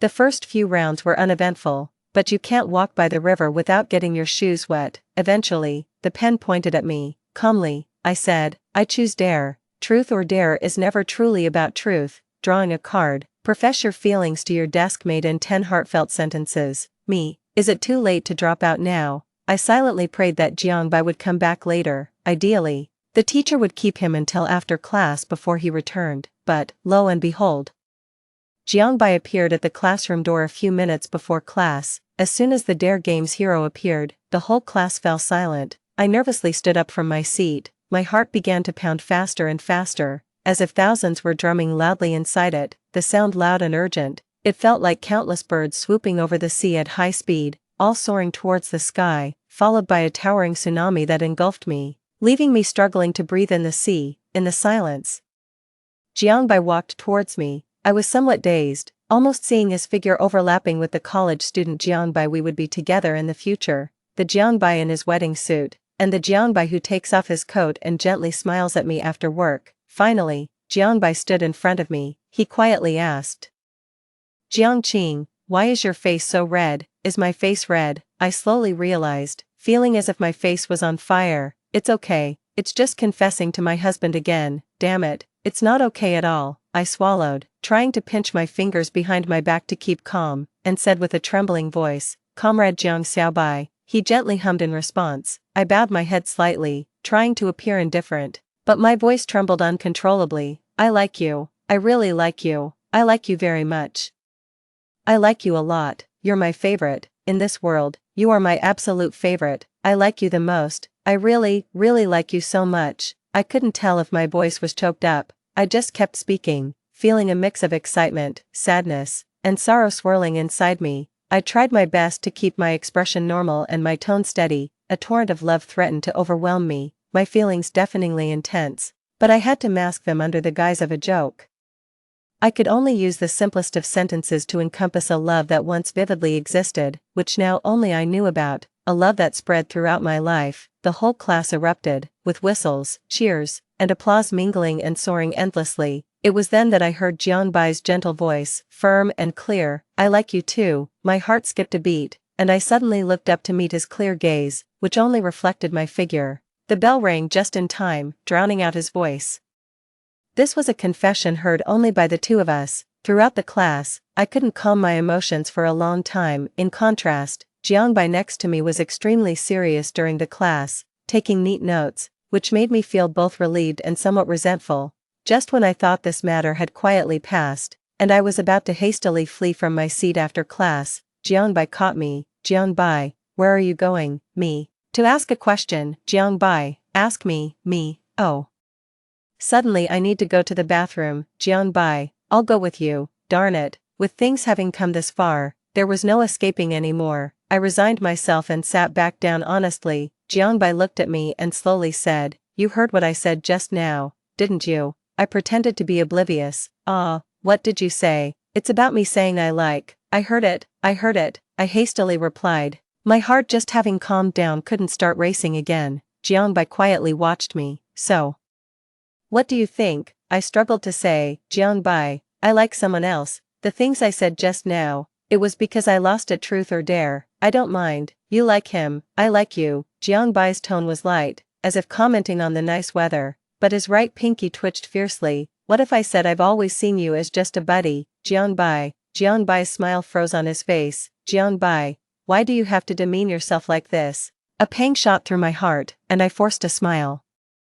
"Jiangbai, think about it. There are so many girls who like you. Why hang yourself on a crooked tree? You can't give up a forest for one tree." Jiangbai shook his head, looking straight at me, his tone even carrying a hint of pleading. "They are all nice, but they are not you," she said. "Sigh, what do you see in me?" "I'm noisy, restless, and have a bad temper." Jiangbai cut me off, his tone firm and unequivocal. "You are perfect in every way. I wouldn't choose them. I would only choose you." I clenched my fists, lowered my head, my nails digging into my flesh. Finally, I spoke softly, "But I won't fall for you. You're not my type." Jiangbai turned pale in an instant. He tried to muster a smile, but it was like a candle flickering weakly in the storm, struggling to stay lit. "I can wait for you. Just remember that I like you. Don't feel burdened by this. I just want to be by your side. That's enough for me. I really won't bother you, truly. Whenever you think of me is fine." His eyes reddened as he spoke gently, cautiously. "Is that okay?" Seeing his appeasing smile and his unconsciously trembling hands, my heart was filled with a bitter sweetness. Jiang Xiaobai, how could I harden my heart again to say no good? If only I weren't plagued by a genetic illness. If only I could stay healthy and be by your side throughout life. How wonderful that would be. Pain spreads between us, scorching us both. This conversation ends in nothing but mutual destruction. Just then, Lu Yuanyuan came to my rescue, looking embarrassed. She said, "Qingqing, I need a favor from you." Lu Yuanyuan took me to the rooftop. "Yuanyuan, did you say you like Li Zhuxin?" Lu Yuanyuan hurriedly gestured. "Qingqing, keep your voice down." I quickly covered my mouth, catching her shy, evasive eyes, feeling like the world was spinning. "Wait, isn't this going off script? What about your undying love for Jiang Xiaobai? Your devotion to no one else but him?" I thought I was playing matchmaker. Turns out I'm trying to break you two apart, thinking of Li Zhuxin's usually irreverent and carefree demeanor, and Lu Yuanyuan's gentle, demure nature. I was shocked. "Yuanyuan, what do you see in him?" In a soft voice, Yuanyuan said, "Qingqing, do you remember those girls who bullied me?" Not long after that happened, I saw Li Zhuxin threatening them, telling them to behave and not to hurt me again. He looked so cute when he was fierce." She giggled softly, a girlish charm about her. I fell silent. Li Zhuxin doesn't usually meddle in others' affairs. Could it be that they both secretly have feelings for each other? And in my previous life, the bullying Lu Yuanyuan faced was also quietly resolved. Could Li Zhuxin have been involved then too? Right, I remember. There was no news of Li Zhuxin getting married in my past life either. I feel like I've uncovered a significant secret from my past life. But it seems like he doesn't like me. Lu Yuanyuan's eyes slowly reddened. He wouldn't even hug me more today. Does he, perhaps, really dislike me? Maybe he stood up for me just because we're classmates. Oh no, the beautiful girl is about to cry. I hurriedly said, "Of course not. He's not blind. How could he not like such a cute girl like you?" What if he really doesn't like me? Then he must be truly blind, Lu Yuanyuan. Sobbing, wiping her tears, Lu Yuanyuan said. I want to ask him out to talk, but I'm afraid he won't agree if it's just me. Qingqing, can you and Jiangbai come along? Me? That's a bit difficult, Lu Yuanyuan, with a look of pitiful hope. Alright, for my sister's sake, it's not impossible. 3 days later, me, Lu Yuanyuan, Jiangbai, and Li Zhuxin stood at the entrance of the amusement park, the same old formula, the same old battleground, but with entirely different relationships. When riding the roller coaster, Lu Yuanyuan, Li Zhuxin. Ha ha ha ha, me, woohoo, Jiangbai. When in the haunted house, Li Zhuxin, please don't scare me anymore, I beg you, Lu Yuanyuan, it's all fake, don't be scared. Me, child's play, not thrilling enough, we could add some fake blood here. Hang a dummy there, Jiangbai, Qingqing, don't wander off, be careful not to get lost. When playing the escape room game, Lu Yuanyuan, it's hard to find the props. Li Zhuxin, where is this clue, and where is that one? Me, my brain can't keep up, someone help me, please. Jiangbai, I'm on it. Before we knew it, it was already evening, Halloween is just around the corner, and the amusement park is fully immersed in the festive spirit, adorned with pumpkin lanterns, skeletons, and other spooky decorations everywhere. There are various NPCs and performances organized throughout the park. Li Zhuxin and Lu Yuanyuan are having a blast and want to stay for a performance before heading home. She winked at me subtly, and I quickly understood, taking Jiang Xiaobai with me to step outside, giving them some time alone. The streets are bustling with people, their faces painted, wandering around in all sorts of bizarre and ghostly costumes. Jiang Xiaobai and I aimlessly wander through the chilly wind. Suddenly, a girl walking towards me catches my eye with the star-shaped lamp she's holding. The palm-sized, three-dimensional star emits a soft, warm glow in her hands, looking like a gentle little star held amidst the darkness. Following my gaze, Jiang Xiaobai spots the lamp and looks around, then points to a small stall on the right side of the street, saying, "It looks like it's from there. The area is crowded." But Jiang Xiaobai tells me, "Wait here for me. I'll go get one for you." I obediently stand still, watching him make his way through the crowd, his white down jacket and handsome face standing out. As he is paying, a girl dressed as an elf approaches him with a bright smile, gesturing animatedly at him with a lively and radiant demeanor. It seems Jiang Xiaobai smiles back and chats with her. Many people turn to look at them, naturally drawn by the attractive picture they make together. I watch this scene quietly, then send Jiang Xiaobai a message. Jiang Xiaobai, I want to wander around by myself for a bit, don't worry about me. I think it's good for Jiang Xiaobai to meet other girls since Yuanyuan has someone she likes now. I wander aimlessly and somehow end up back where Lu Yuanyuan and Li Zhuxin are watching the performance. Unexpectedly, in just a short time, they are already holding hands. Seeing me, Lu Yuanyuan quickly lets go. Me, sorry to interrupt, as I turn to leave. Lu Yuanyuan rushes over to stop me. Me, I didn't see anything. Lu Yuanyuan, it's okay if you did. I confessed to Li Zhuxin, and he agreed right away, happy as a fool. I laughed too. Really, congratulations, Yuanyuan, young people these days sure move fast. Yuanyuan, all smiles, suddenly says to me, Qingqing, you need to hurry up too. Me, I sincerely wish you and Jiangbai the best. I awkwardly smile, about to speak, when Lu Yuanyuan gestures for silence and whispers, Qingqing. Don't worry, Jiangbai definitely likes you. Do you remember that autumn trip? Li Zhuxin told me that when you fell asleep on the bus, you talked in your sleep, asking Jiangbai, honey, what should we name our child? And Jiangbai tenderly replied, let's call them Yuanyuan, something full and complete. After that, I couldn't hear anything else Lu Yuanyuan said. It felt like I had been struck by lightning, standing there stunned. The world around me seemed to wobble.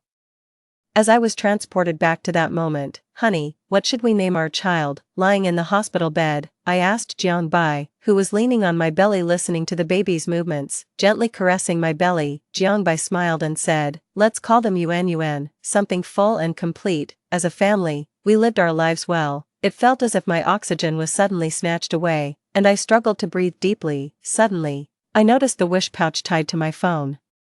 Intuition told me that the truth of everything lay here. All the absurd doubts and guesses in my heart could be resolved in the moment I untied it. With trembling hands, I slowly opened the pouch and pulled out a small piece of paper. Because my hands were shaking so much, the paper fell to the ground several times. I squatted down to pick it up and slowly unfolded it. The handwriting of Jiangbai Shuling came into view. I hope to grow old with Jiangqing, to live a long and lasting life together. This was my last wish before dying. This was not a wish that the current Jiangbai should know about. Suddenly, tears uncontrollably surged up, and I stood up and rushed outside, my eyes blurred with tears. Scenes flashed before my eyes, the bubble gum Jiangbai gave me, his sudden ability to blow bubbles, his focused gaze watching my wounds, the sadness while listening to the Little Prince story. Jiangqing, can you take good care of yourself? They are fine, but they are not you. I like you too, I don't mind, you like him, I like you, I just think, being by your side is enough, it's all I need, I really won't disturb you, really, whenever you think of me, it's okay, maybe the little fox would willingly choose this, if given another chance, the little fox would make the same choice. I ran until I was exhausted, panting heavily, but I gathered all my strength and kept running forward without care. Jiangbai's figure appeared before me.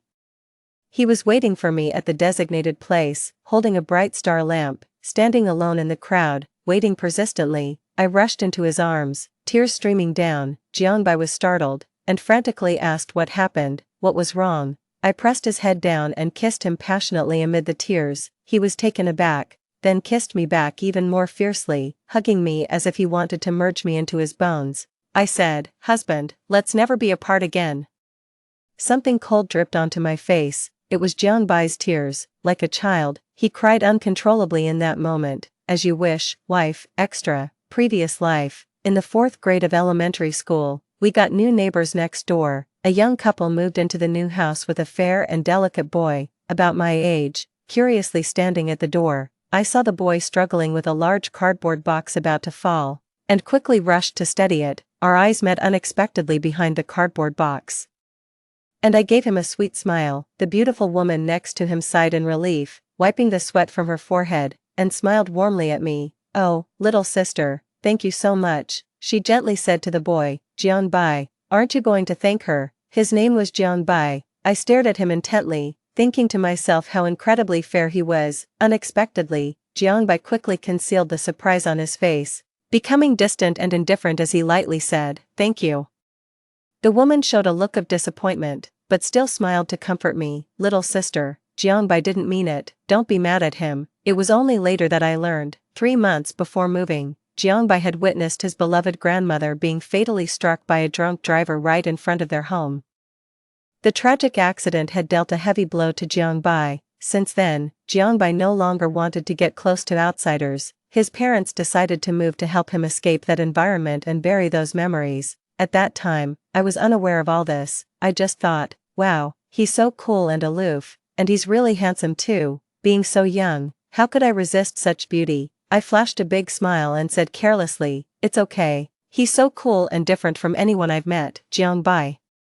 Zhang's mother said cheerfully, "Really, then you should come and play with Jiangbai more often. I hope you two can become good friends." The cultured and refined Zhang's father also smiled and gently asked, "Little sister, what is your name?" I proudly replied, "Jiangqing." Jiang is in the general hiding in the bushes, Qing is in the grass that's very green. Zhang's mother burst into laughter and said, "That's a very creative introduction." Zhang's father also laughed, and then said mysteriously, "Together with Jiangbai, your names could form an ancient poem." He recited slowly, "In the early morning alone by the tower, the autumn clarity washes over, mountains green, clouds playfully shaping, as the breeze begins with Jiangbai, the heart follows the leisurely sandbirds, eyes watching the sailing ships, facing the scene, thoughts linger on people, gazing across 1,000 miles, Zhang's mother playfully scolded, "There goes the university professor." Caught up in his old habits again, they exchanged a smile. Later, I indeed became a frequent visitor to Jiangbai's home. Life was tough for my single mother and me. Zhang's parents were very understanding of my mother's difficulties, so whenever she couldn't look after me, they warmly welcomed me to their home. Over time, our families naturally grew close. Jiangbai and I naturally became classmates. After all, the only elementary school nearby was the one I attended, and fortunately, Jiangbai ended up in my class as I had hoped. At that time, Jiangbai's aloof, distant demeanor intimidated many classmates and sparked much gossip. Luckily, I was talkative and thick-skinned, ignoring others' strange looks and staying by Jiangbai's side. I knew that Aunt Jiang and Uncle Jiang hoped Jiangbai would have friends. I also hoped that by doing so, I could help him open up a bit, even just a little, to repay their kindness. After all, I liked Jiangbai a lot. On our way to and from school, Jiangbai walked in silence, and I would keep talking. When doing homework together, I would gently ask him about problems I couldn't solve. If any boy in class dared to challenge Jiangbai, I would stand up to them fiercely. Whenever my mom bought me new snacks, I would share them with Jiangbai. Time seemed to fly by. Then one day, Jiangbai asked me, "What's the point of doing all this?" I was puzzled and asked, "Point?" Jiangbai quietly said, "A person can suddenly leave forever, just like my grandma did." Jiangbai has always been a smart kid, grandma's little darling. His kind grandma, who would gently stroke his head and give him snacks, had suddenly left without any warning. He knelt beside his blood-soaked grandmother, crying heart-wrenchingly, repeatedly calling, "Grandma, wake up, please wake up." But he knew clearly that his grandmother would never wake up again. What about the other people around him? If you build deep connections time and again, only to have them leave time and again, and experience that sorrow over and over, what's it all for? It was too painful. He didn't want that. He was precocious, facing the painful realities of life and death at a young age, yet, he was also naive, not knowing how to cope with it all. I didn't understand why Jiangbai would ask such a question, but I felt I needed to respond. Otherwise it would be too awkward for him, so I said, "Well, my dad has left me forever. He was a policeman and died in the line of duty while my mom was still pregnant with me. I know it's impossible, but I always fantasize about meeting him just once. It wouldn't be a long meeting. We'd probably only exchange a few words, just enough for him to see what I look like. It would be great if he could hug me. I know it's unrealistic, and that meeting wouldn't change anything. Probably wouldn't mean much either. No matter what, my dad is gone. And all I can do is take good care of my mom, study hard, and later on, take her out to enjoy good food and fun times. Why think so much? Just cherish the present. If you're sad about your grandmother's death, I'm here for you, right? I should be able to live a very long time." I rambled on, but Jiangbai ultimately didn't say anything. However, the persistent coldness in Jiangbai's heart eventually began to fade layer by layer. At that time, Jiangbai wondered if some people, despite knowing the end, still yearned to meet. He thought he and Jiangqing could go a long way, for a long time, but time seemed to pass quickly, and adversity struck unexpectedly. The joy of confessing his feelings successfully, the sweet reluctance of being deeply in love, the cherished promises made at their wedding, the considerate partnership in running a family, those wonderful days were vivid in his mind, making the diagnosis particularly bitter. He was a doctor. Fully aware of how incurable Jiangqing's illness was, originally, he wanted to be a doctor to lessen the grief of being separated by life and death in this world. He saved many people, yet ironically, it was because he was a doctor that he now realized more clearly that his beloved, in the prime of her life, would soon leave this world. Night after night, he reviewed countless documents, secretly consulting numerous doctors with Jiangqing's medical records, though the outcome was clear. He tried to overturn everything he had learned, just hoping for a slim chance for his beloved, and his Jiangqing ultimately passed away during the first snow, leaving with their child into an eternal sleep. The vast world turned uniformly white. People cheered for the auspicious snow, but his world lost all its color. Later, Jiangbai curled up in front of Jiangqing's grave during a heavy snow, resting his head on the cold tombstone, gently murmuring, "Didn't you say you would be with me for a very long time, Jiangqing, you liar?" Indeed, that was the case. Every scene evokes a person. We gaze across 1,000 miles. Jiangbai often thought, if there really were a next life, would their story be different? If he could see Jiangqing again, if there were ifs. Jiangbai's eyelids grew heavy, and the snow fell thickly upon him as he closed his eyes wearily. "Now, solve this problem. You have 5 minutes," a robust voice announced. Jiangbai suddenly opened his eyes. He looked up dazedly. The stern math teacher stood at the podium, and a high school workbook lay before him. His classmates were all writing furiously, the surroundings eerily silent, everything so real it seemed unreal. Jiangbai could only hear his own racing heartbeat.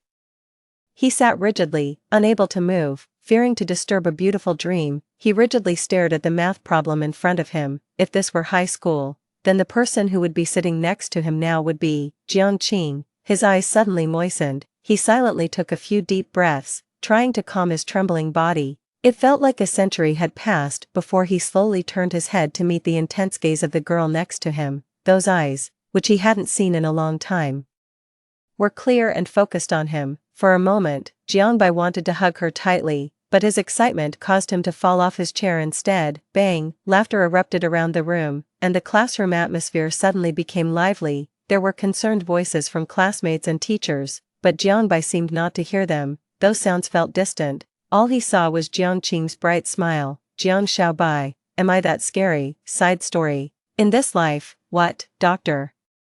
You're saying it's impossible for me to have ALS, could you repeat that? I stared wide-eyed, incredulous and a mix of shock and joy as I looked at the female doctor. The female doctor said impatiently, you've asked too many times. We have professional medical equipment and doctors. If you don't believe it, you can go to another hospital for another check. But I assure you the result will be the same, she sighed. Do you think you're opening a mystery box? ALS isn't something you can just randomly get. When Jiangbai led me out of the hospital, I was still in a daze. Jiangbai gently shook my hand. Snap out of it, I blankly said. Jiangbai, how is this possible? Did we not only travel through time but also transform completely, or do we have some sort of superpowers? This world is too fantastical. Jiangbai shook his head. I'm not sure either. Maybe we've come to a parallel world where you don't have the genetic disease. Or perhaps it's some other cosmic mystery that we can't understand. He smiled. But regardless, this is good news for us. We should cherish the present. I nodded vigorously. You're absolutely right. As we walked down a sparsely populated path lined with ginkgo trees and covered in golden leaves, I felt uplifted by the beautiful scenery and too lazy to think about complicated matters. I became excited. Wow, Jiangbai. I just thought.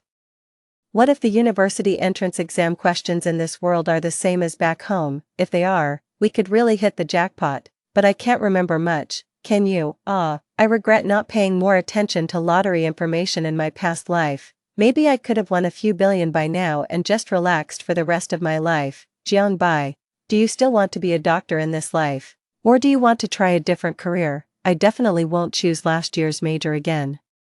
It's like repeating high school. I definitely want to change it. Jiangbai. I talked on and on while Jiangbai held my hand and quietly listened. Jiangbai, be honest, were you jealous when I said I like Li Zhu Xian? I leaned against his arm and blinked at him. Jiangbai flicked my forehead and coughed lightly, his eyes dodging. Not jealous, I expressed dissatisfaction. Really, that makes me so sad. Jiangbai lightly chuckled and coughed again. Okay. Maybe a little, just a little. That still makes me so sad. I suddenly pulled away my hand and huffed loudly. Jiangbai stopped walking, looking around. There was no one in sight. Suddenly, he pulled me into his arms and kissed me. I embraced him willingly, savoring the tender, lingering kiss. It seemed as though a breeze swept by, scattering ginkgo leaves all around us. When we parted, a few leaves had fallen on our heads. We laughed as we brushed the leaves off each other and then continued walking hand in hand. Jiangbai looked at my blushing ears and teased, even after all these years, a kiss still makes your ears red. I retorted, not without displeasure. And after all these years, you still get jealous without admitting it. Jiangbai chuckled. Alright, I admit, I do get very jealous. At that moment, he thought, even if Jiang Qing really fell for someone else, he would be content to silently stay by her side. He was only afraid that someone might not treat her well and let her down. He also worried that someone might not know how to care for her when she was ill, possibly abandoning or hurting her. The idea of his treasure in someone else's hands was always nerve-wracking. He feared they might handle her carelessly. He always felt that he was the best protector for her. Fortunately, he was still the one by her side. The road stretched out before them.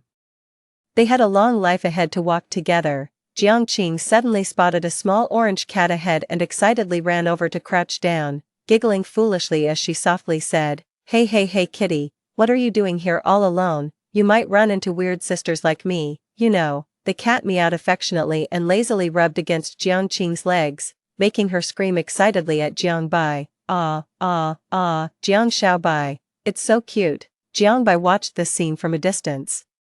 His heart warmed by a gentle, enduring softness. Jiang Qing waved at Jiangbai with a smile and called out, Jiang Xiaobai, come here, quick. Jiangbai smiled softly and walked towards her, saying gently, yes, coming. No matter how time changes or circumstances evolve, the little fox always waits for that person to return. just like them, as long as she is there, he will always walk towards her. Story 2, add me on V. Memoir 66618, more great book recommendations in my moments.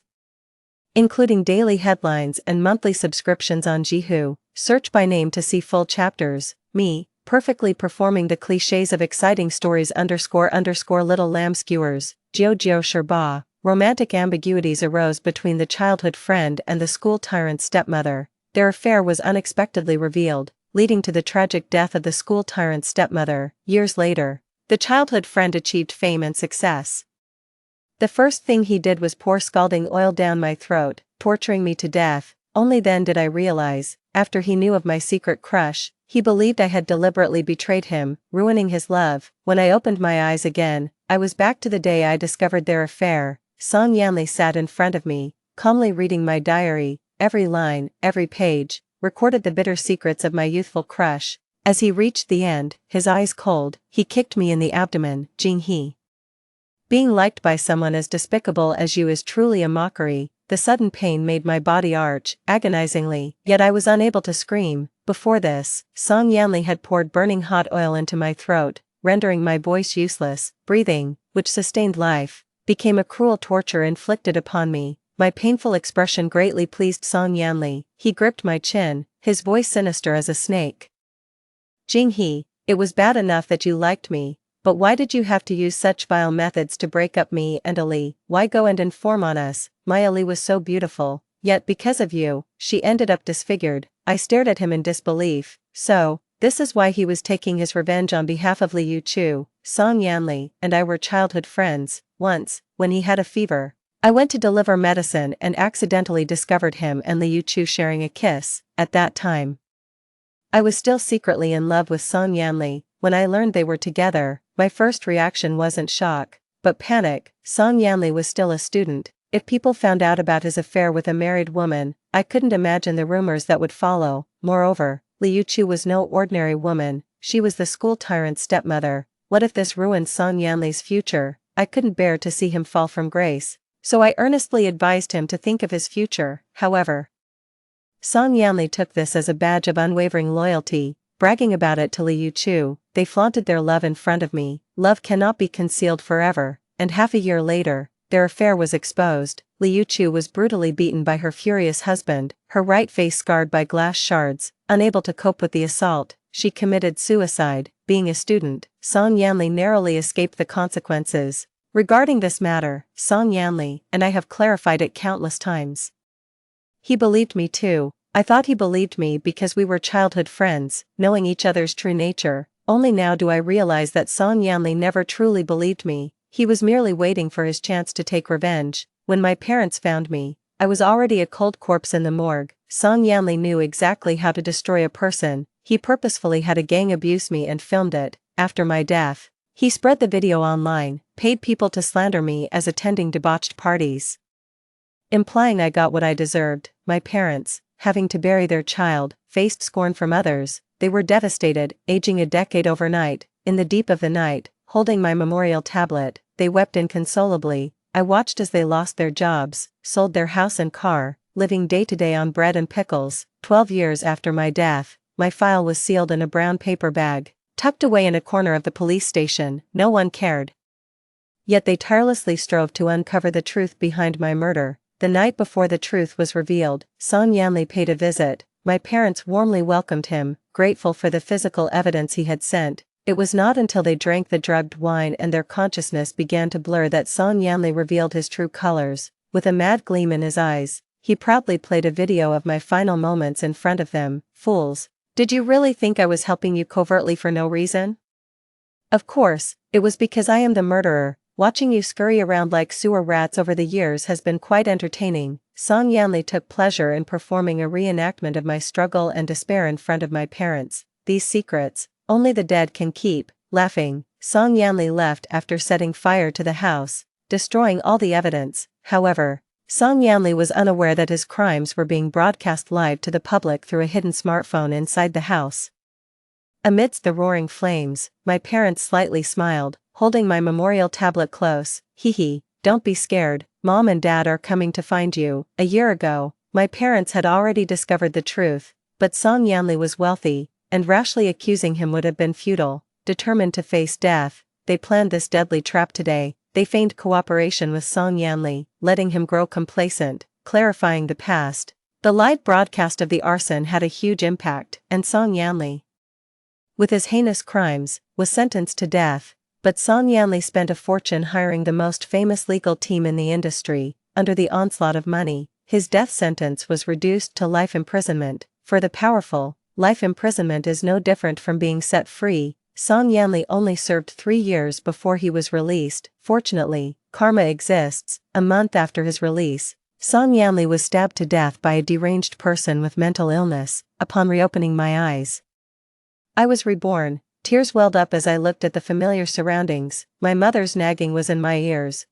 buzzed. The bed was only 3 meters from the door, yet I stumbled as if I had been running for a lifetime. My mother, not understanding, touched my forehead. "Are you feverish too?" My mother was strong-willed, my father gentle and loving. Normally, I wouldn't act so affectionately with my mother. She took out a thermometer, asked me to place it under my arm, and felt somewhat relieved when she saw there was nothing wrong. "The flu is severe lately. Take care of your health at school. Don't let it affect your studies. Here, take this medicine. Weren't you fussing about Xiao Yan having a fever yesterday?" Her words made me suddenly look up. I remembered which day I had been reborn to. Today was the day I discovered the flirtation between Song Yanli and Li Yuchu. That scene, I could never forget. Li Yuchu leaned on Song Yanli languidly, asking him, "Who do you think is prettier, me or this girl?" Song Yanli, feverish and delirious, looked at her. His slow response displeased Li Yuchu, who bit his earlobe. "Do you want this girl, or do you want me?"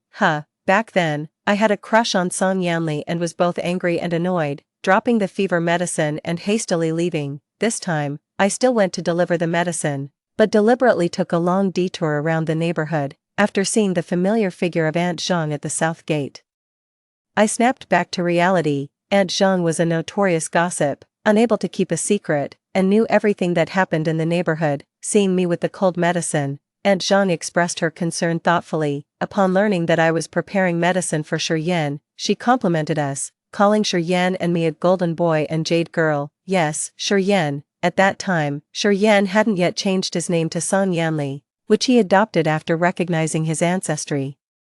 When Shiryan changed his name, I asked him, why choose the name Song Yanli instead of just Song Yan? Yanli implies separation. I want to say goodbye to my unbearable past. Back then, I naively thought he was referring to his past of being mistreated and labeled illegitimately. It wasn't until the day I died, when Shiryan went mad in front of me, that I truly understood. The Li in Song Yanli is from the initial sound of Li in Mandarin, chosen to remind me of the hatred before Li's death. Aunt Zhang and I chatted casually. As we said goodbye on the gravel path in our neighborhood, I slipped and fell to the ground. It had just rained the day before, and the path was slippery, so the fall was not unexpected. Seeing this, Aunt Zhang hurriedly helped me to the clinic in our neighborhood. Fortunately, it was just a sprained ankle, which would heal with a week's rest and wasn't serious. As the doctor was reminding me of the medication precautions, I stood up, ready to leave. "No, I still need to deliver medicine to Shiryan. He's such a good student. If his fever turns him into a fool, wouldn't I be ruining his life?" The doctor scolded me.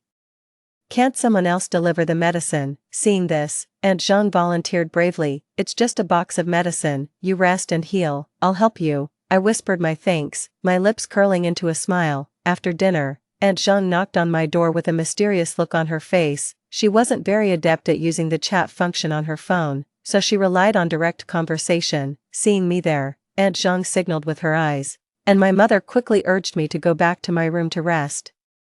Through the closed door, I could still hear the excitement and annoyance in their gossip. Unlike the simple, ambiguous kissing of past lives, this time, with my deliberate delay, Shiryan and Li Yuchu engaged in deeper communication. "That boy Shiryan is still feverish. Goodness, couldn't he wait for the fever to subside before carrying on?" Aunt Zhang, outraged, slapped the table as she spoke. Realizing I was still there, she lowered her voice. "If others were to walk in, they might leave out of courtesy, leaving a way out for the two." But Aunt Zhang, having been let down by a scoundrel in her youth, easily empathized with her former self based on my performance at the clinic. Moreover, Shiryan's ambiguous partner was Li Yuchu, someone Aunt Zhang had feuded with early on, with new grievances adding to old. how could Aunt Zhang let things slide, since in a past life, Yan had pinned the blame of leaking scandals on me. In this life, I would fulfill his wishes and blow things out of proportion, making it known to all. After Aunt Zhang left, my father came to my bedroom.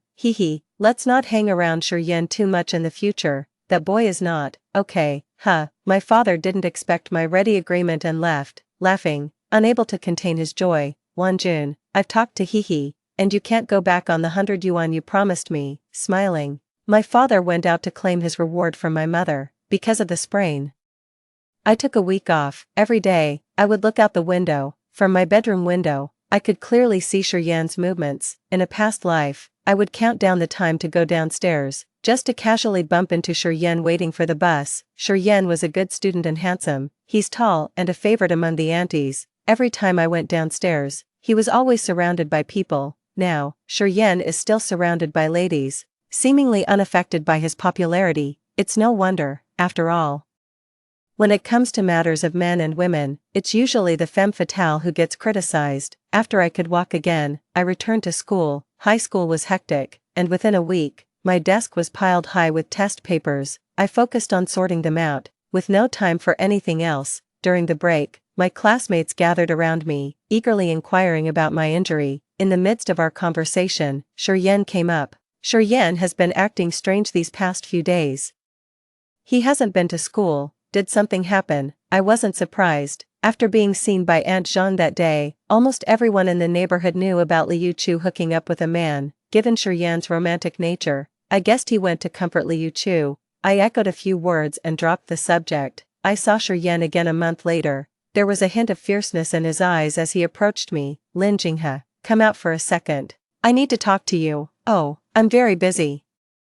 I don't have time to hang out with you. Yan was annoyed, but he held back since we were in the classroom. The bell rang, interrupting what he was about to do. Throughout the day, he persisted, asking me repeatedly to come out. My deskmate couldn't take it anymore and secretly passed me a note. Yan rarely asks you for anything, just go out with him. Yan was a top student with good looks and always had admirers, but over the years, he had never been involved in any scandals with female classmates. Even the teachers didn't consider him a priority for monitoring early romantic relationships, especially since he had publicly rejected the school beauty's confession, mocking her bluntly. I wouldn't date a girl who fails in math. Yan and I had similar academic achievements and grew up together, so when he rejected her, almost everyone thought he was indirectly confessing to me. They thought we weren't together because we adhered to the high school rule against early romances, but no one expected that Yan wasn't interested in girls his age at all. He liked older women like Liu Chu. Thinking about this made me feel nauseous. My deskmate sensed my attitude and said nothing, but I never expected Yan, that despicable jerk, to stoop to such a low level. On my way home, while I was still pondering my revision notes, I suddenly felt a sharp pain in the back of my neck and fell to the ground. When I opened my eyes, I was faced with Yan's disgusting face. My hands were bound, and I was lying in an unfamiliar warehouse. Yan stood in front of me, grabbing my neck. Lin Jinghe, it was you who sabotaged, making people catch me and Ollie, right? If it weren't for you, Ollie wouldn't have been ridiculed and cut ties with me. His eyes were wide and frighteningly red. Indeed, I had used Aunt Zhang.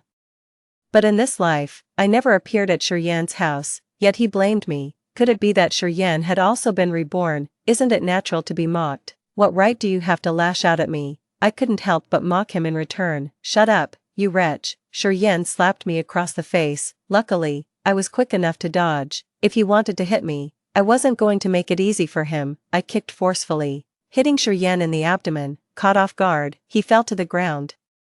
Seeing him in pain eased the frustration in my heart a bit. It's a pity my legs aren't longer and more flexible. A few more inches would have been better. My actions infuriated Yan. He spat out blood and walked towards me menacingly. The man before me overlapped with Song Yanli, who had tormented me in the past. Song Yanli wasn't the sensitive and proud Yan. He was sinister and ruthless, showing no mercy. He grabbed my hair and slammed my head against the wall. Jinghe, do you know Wang Ershao? He asked. Wang Ershao, of course, I knew him. He was the mentally ill man from our neighborhood. They say he used to run a bun shop, but after his wife ran off with someone else, he couldn't handle the shock and went mad. I stared at Shiryen in disbelief. Seeing my reaction, Shiryen laughed even harder. Jinghe, what does a bachelor who hasn't touched a woman in over a decade do when he suddenly decides to indulge? Does he even know where to start? With a rip, Shiryen tore my clothes. Enjoy what's to come, Jinghe, he said, as he opened the warehouse door and let Wang Ershio, who had been waiting outside, come in. Then he left, swaggering out the door. With a clang, the door was locked. This time, I had miscalculated. I hadn't anticipated Shiryen's resurrection, nor had I imagined he would go to such insane lengths for revenge. The resurrected Shiryen, a long-time holder of power, was arrogant and self-assured, but I was confident I could outwit him. The key was escaping from Wang Ershio. In the dim warehouse, Shiryen had left behind a flashlight. This was not out of kindness. Knowing I was afraid of the dark, he was worried that the deranged Wang Ershio might not find me. I gripped the flashlight tightly, smashed it, and picked up the shards of glass to slowly cut through the ropes binding me. The warehouse was eerily quiet, the heavy breathing of a man the only sound. Ignoring the blood from my chafed wrists, I quickened my pace. Finally, the rope was severed, but Wang Ershio had located me. I had only run a few steps when he grabbed my ankle. Chuckling, he pounced. Hee, let hubby give his wife a kiss. I struggled with all my might, but I wasn't strong enough to contend with a mad adult male. Luckily, fortune favors the brave. I found a rock on the ground and knocked Wang Ershio unconscious with it. After he was out, I stacked some wooden boxes to reach a higher position and smashed the warehouse's window to escape. Before Shiryen left, he took my phone, leaving me unable to call for help. It was a dark, windy night, with heavy shadows from the trees along the road. Every sound made my heart race with fear. What scared me more was the feeling that someone was following me. In that moment, I ran faster than I ever had before, but the person behind me was even faster. Before I knew it, I had run into a dead end. The person was closing in, and I gripped a brick tightly in my hand. Lin Jinghe, are you okay? A somewhat familiar voice reached my ears. I paused for a moment, recognizing the name from my blurry memory. Shiyubai, why are you following me? Shiyubai touched his nose and said, following you? I was just curious, why were you not heading home late at night and coming out from my family's warehouse instead? It turned out that was Shiyubai's family warehouse. I'll compensate you for the broken warehouse window, but first, please take me to the police station. The police station. It wasn't until the moonlight cleared the clouds and shone on me that Shiyubai noticed my current distressed and embarrassed state. At the police station, I methodically explained to the police how Shiryen had kidnapped me earlier that day. After finishing my story, I showed the female officer the marks on my body from the ropes and the bruises left by Shiryen's beating. After completing the statement, Shiyubai handed me his jacket, saying, "It's cold tonight, wear this so you don't catch a cold." I knew it was a kind gesture from Shiyubai and accepted it without protest. The kind policewoman offered me a cup of hot water to comfort me. Soon, my parents arrived at the police station. Caught off guard by the situation, my father didn't even realize he had lost one of his shoes. My mother, puzzled, asked me, "Hee. Didn't you text me saying you were going to your classmate's house to do homework tonight? How did you end up at the police station?" Shiryen had been thoughtful enough to send a message to my parents, worried they might come looking for me due to my late return. I recounted the dangerous encounter I had experienced that day. Shiryen's mother passed away early, and I pitied him for being alone, so over the years, I've always looked out for him in big and small matters. But I never imagined that taking care of him would lead to harboring such an ungrateful wretch. He almost had a full ruin. Hee. Does he have no conscience at all? Soon, Shiryen was brought to the police station. Seeing that I was unharmed, he looked disappointed. For such a trivial matter, you actually involved the police. Lin Jinghe, don't you feel embarrassed? Moreover, you're standing here fine and well, without a missing arm or leg. What can you accuse me of? Besides, do you have any evidence it was me? My father was so angry he burst out cursing, wanting to hit him, daring to strike someone in front of the police. Aren't you afraid I'll accuse you of intentional harm? Shiryen's words were infuriating. The duty policewoman timely spoke up. Brother Zhang, I think I've gone blind suddenly. I can't see anymore. You better take me to the hospital to check. The called police officer understood and pretended to assist her. Before leaving, he didn't forget to kindly remind, you all better not mess with anything in the police station. The surveillance is broken. Seeing no one in the police station, Shiryen finally panicked. Shiyubai stepped in front of my parents. Uncle, Auntie, there's no need for you to worry about such a small matter. I'm used to handling these situations. I know where to hit the hardest." Shiyubai smiled as he struck Shiryen with skilled precision. The technique used was one that didn't visibly show injuries, yet inflicted excruciating pain. After 10 minutes, Shiryen was clutching his stomach, lying on the ground like a curled-up shrimp. Seeing him in that state, I stepped on his sore spot and kindly reminded him, "Did you check for any cameras around when you tied me up and took me to the warehouse?" It was only after Shiyubai mentioned that the warehouse belonged to his family that I dared to go directly to the police station. In my past life, the one who leaked the secret romance between Song Yanli and Li Yuchu wasn't anyone else but that very surveillance camera. Workers had installed it to catch thieves stealing from the warehouse. Unexpectedly, it captured Song Yanli and Li Yuchu in a compromising situation. One thing led to another, and it became a tool for the workers to blackmail them. Family scandals should not be aired publicly, so not many knew about this. It was 4 years after Li Yuchu's tragic death, when I revisited the place and heard a worker burn paper offerings for her, that I learned the truth about the leak. I had told Song Yanli about it. At that time, I thought he believed me. Looking back, he probably thought I made up the story to clear my own name, but none of that matters now. The same surveillance that once recorded Shiryan's scandal had now documented his crime. The next day, at the Shi family warehouse, the police found the surveillance footage of Shiryan's attempted kidnapping. Unfortunately, since Shiryan was not yet 18, he was sent to a juvenile detention center instead of facing harsher punishment. The news of the cool, scholarly prodigy being locked up spread throughout the school overnight. The class teacher and school leaders tried to mediate. "Shiryan is our school's pride, with boundless potential, being sent to juvenile detention. What will become of his future? Besides, he's still just a child, he has his whole life ahead of him." Before they could finish, my mother interrupted, "So what if he's a child? Today he's nothing but a brute, and he must face the consequences. Just be grateful he's not 18 yet, otherwise, I'd have him in prison." The class teacher and school leaders, embarrassed, wanted to say more but I interrupted. "I suppose you teachers are unaware of the real reason Shiryen was sent to juvenile detention." I pulled out my phone and played an audio clip. It was Shiryen mocking me at the police station, recorded on Shiyubai's phone. Having known Shiryen for many years, I understood him better than anyone else. Once he gets emotional, he can't help but reveal his true thoughts, like when he confessed the truth about my death to his parents or mocked me at the police station. Shiryen and I were reborn at different times, and his arrogance was the deadly weapon I used to send him to hell.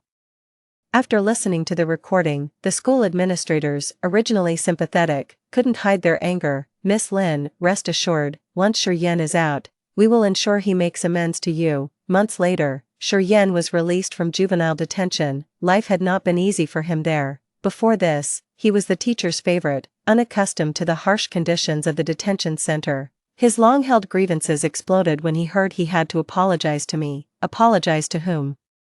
Lin Jinghe, what a joke. I was merely doing heaven's work by punishing that wretch and fulfilling some old bachelor's dreams. Besides, she's fine, isn't she? And she even got me sent to juvenile detention. I'm already being generous by not asking her for compensation, and she has the nerve to expect an apology. The school officials, facing the young man with a buzz cut and a fierce expression, were shocked, beyond shock. There was profound disappointment. I stood to the side, letting my bowed head hide the curve of my smile. The school leaders thought I was upset and comforted me. Upon hearing this, Shiryen couldn't help but jump up in frustration. "Lin Jinghe, don't think I can't tell you're just acting, you schemer. If it weren't for your tricks, why would Ali ignore me?" Putting everything else aside, Shiryen is truly obsessed with romance. Even now, he hasn't forgotten about Li Yuchu and wants to stand up for her, in such a tense atmosphere.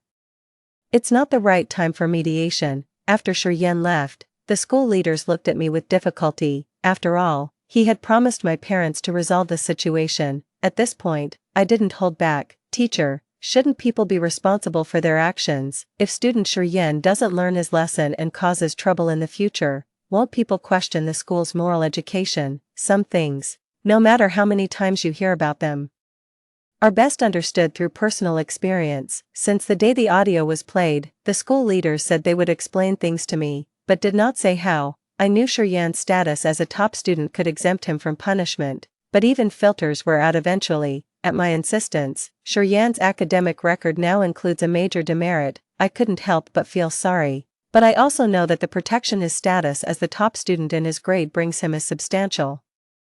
Leaving the office, I could still hear the discussions inside. Although Shiryan is arrogant, his achievements are undeniable, and he hasn't done anything too outlandish before. Isn't a major demerit too much? You see, that's how the world is. It inadvertently reveals its unfairness, even though, in Shiryan's absence, I have surpassed him to become the top student in the grade. Some teachers still think I'm only first because Shiryan wasn't there, even though I'm a victim without fault. The scales ultimately tip in favor of Shiryan. It doesn't matter, I will reclaim what belongs to me. Soon, the inter-school joint examination arrived. When the results came out, my name was prominently at the top of the list. As for Shiryan, he was nowhere to be found. The school leaders were shocked, especially the class teacher who had always supported Shiryan. In his eyes, Shiryan was a rare genius. How could he lose to such a trivial test? They looked for reasons and finally found the cause on Shiryan's answer sheet. In this exam, Shiryan hadn't answered at all. Instead, he had filled his answer sheet with Li Yuchu's name. The teachers earnestly advised Shiryan, "Shiryan, pull yourself together. Don't treat this simple paper as a joke. You must perform up to your usual standards in the next exam, understand?" Shiryan seemed to take these words to heart. As he passed me, he didn't hesitate to throw harsh words at me. "If I hadn't let you win, do you really think you could have taken first place with your own skills? Talk to me when you beat me next time, loser." After the exam, Shiryan remained the center of attention. He earned a new nickname, Pure Love Warrior. The girls in the class envied the person named on Shiryan's answer sheet. During breaks, I heard them discuss it more than once. To be young and bold enough to fill an answer sheet with the name of your beloved, that's what youth is about. 3030. She was the mother of the young girl who had suffered cyberbullying leading to her death at his hands. Chu Jun, seeking to boost his own popularity, made a grand show of it, but in his negligence, he provided the mother an opportunity for revenge. There are two types of people on the death list, the deceased and the survivors. Most of the deceased were people with questionable morals. These individuals meet their end amidst anxiety and arrogance. As for the survivors, I teach them how to avoid disaster, sparing them from misfortune. Over time, the notoriety of Death God Ajo grew. The purpose of creating this account was to lure out Song Hanzhong, the big fish. Song Hanzhong was the eldest son of the wealthy Song family. 2 years later, he would perish in a plane crash. Shiryan would also seize this opportunity to be reclaimed by the Song family, inheriting their vast fortune and achieving fame and success. But this time, I definitely won't give him that chance. Time flies, and soon it was the day of the college entrance exam. I entered the examination hall full of confidence. After the exam, I was calm and composed, even taking the time to accept an interview from a reporter. "Young lady, how do you think you did on the college entrance exam this time? Unless something unexpected happens, I should be able to top the scores." Of course, it also depends on whether the Chinese teacher is willing to be generous. After the interview video was released, I faced some ridicule. People thought I was too arrogant. My class teacher also said, "Jinghe, I know you're a good student, but you should be more humble." Besides, Shiryan also took the exam, and it's still uncertain who will be the top scorer. Just make sure to remind Shiryan not to write his girlfriend's name on the answer sheet, I quipped. The class teacher hung up the phone in displeasure. After the results were announced, I indeed topped the college entrance exam, and Tsinghua and Peking University's admissions offices kept calling my home to promote themselves. My class teacher, not to lose face, apologized to me. As for Shiryan, I heard he fell asleep during the exam and turned in a blank paper. Even so, when I saw Shiryan again, he still carried an air of arrogance. He provoked me. "Lin Jinghe, so what if you are the top scorer of the college entrance exam? After graduation, won't you still be working for someone?" "Oh, that's still better than someone who talks big but can't even fill out an answer sheet," I retorted sharply, angering Shiryan. He raised his hand to hit me. Unfortunately for him, within a few minutes, I had him on the ground. Ever since the incident with Wang Ersha, I had my father take me to a martial arts gym to train with professional instructors. Every day, I trained my strength to be prepared for such situations. Shiryan, having average strength and further weakened after his relationship with Li Yuchu, was no match for me. Subduing a grown man isn't easy, but for me, it was a piece of cake. Shiryan threatened to sue me for assault. I kicked him in the knee, and he fell to his knees unprepared. I sneered, "Go ahead and sue. Not to mention that this is self-defense. I'm actually quite curious to see the public's discussion about you." a loser who can't even win against a woman, powerless and resentful.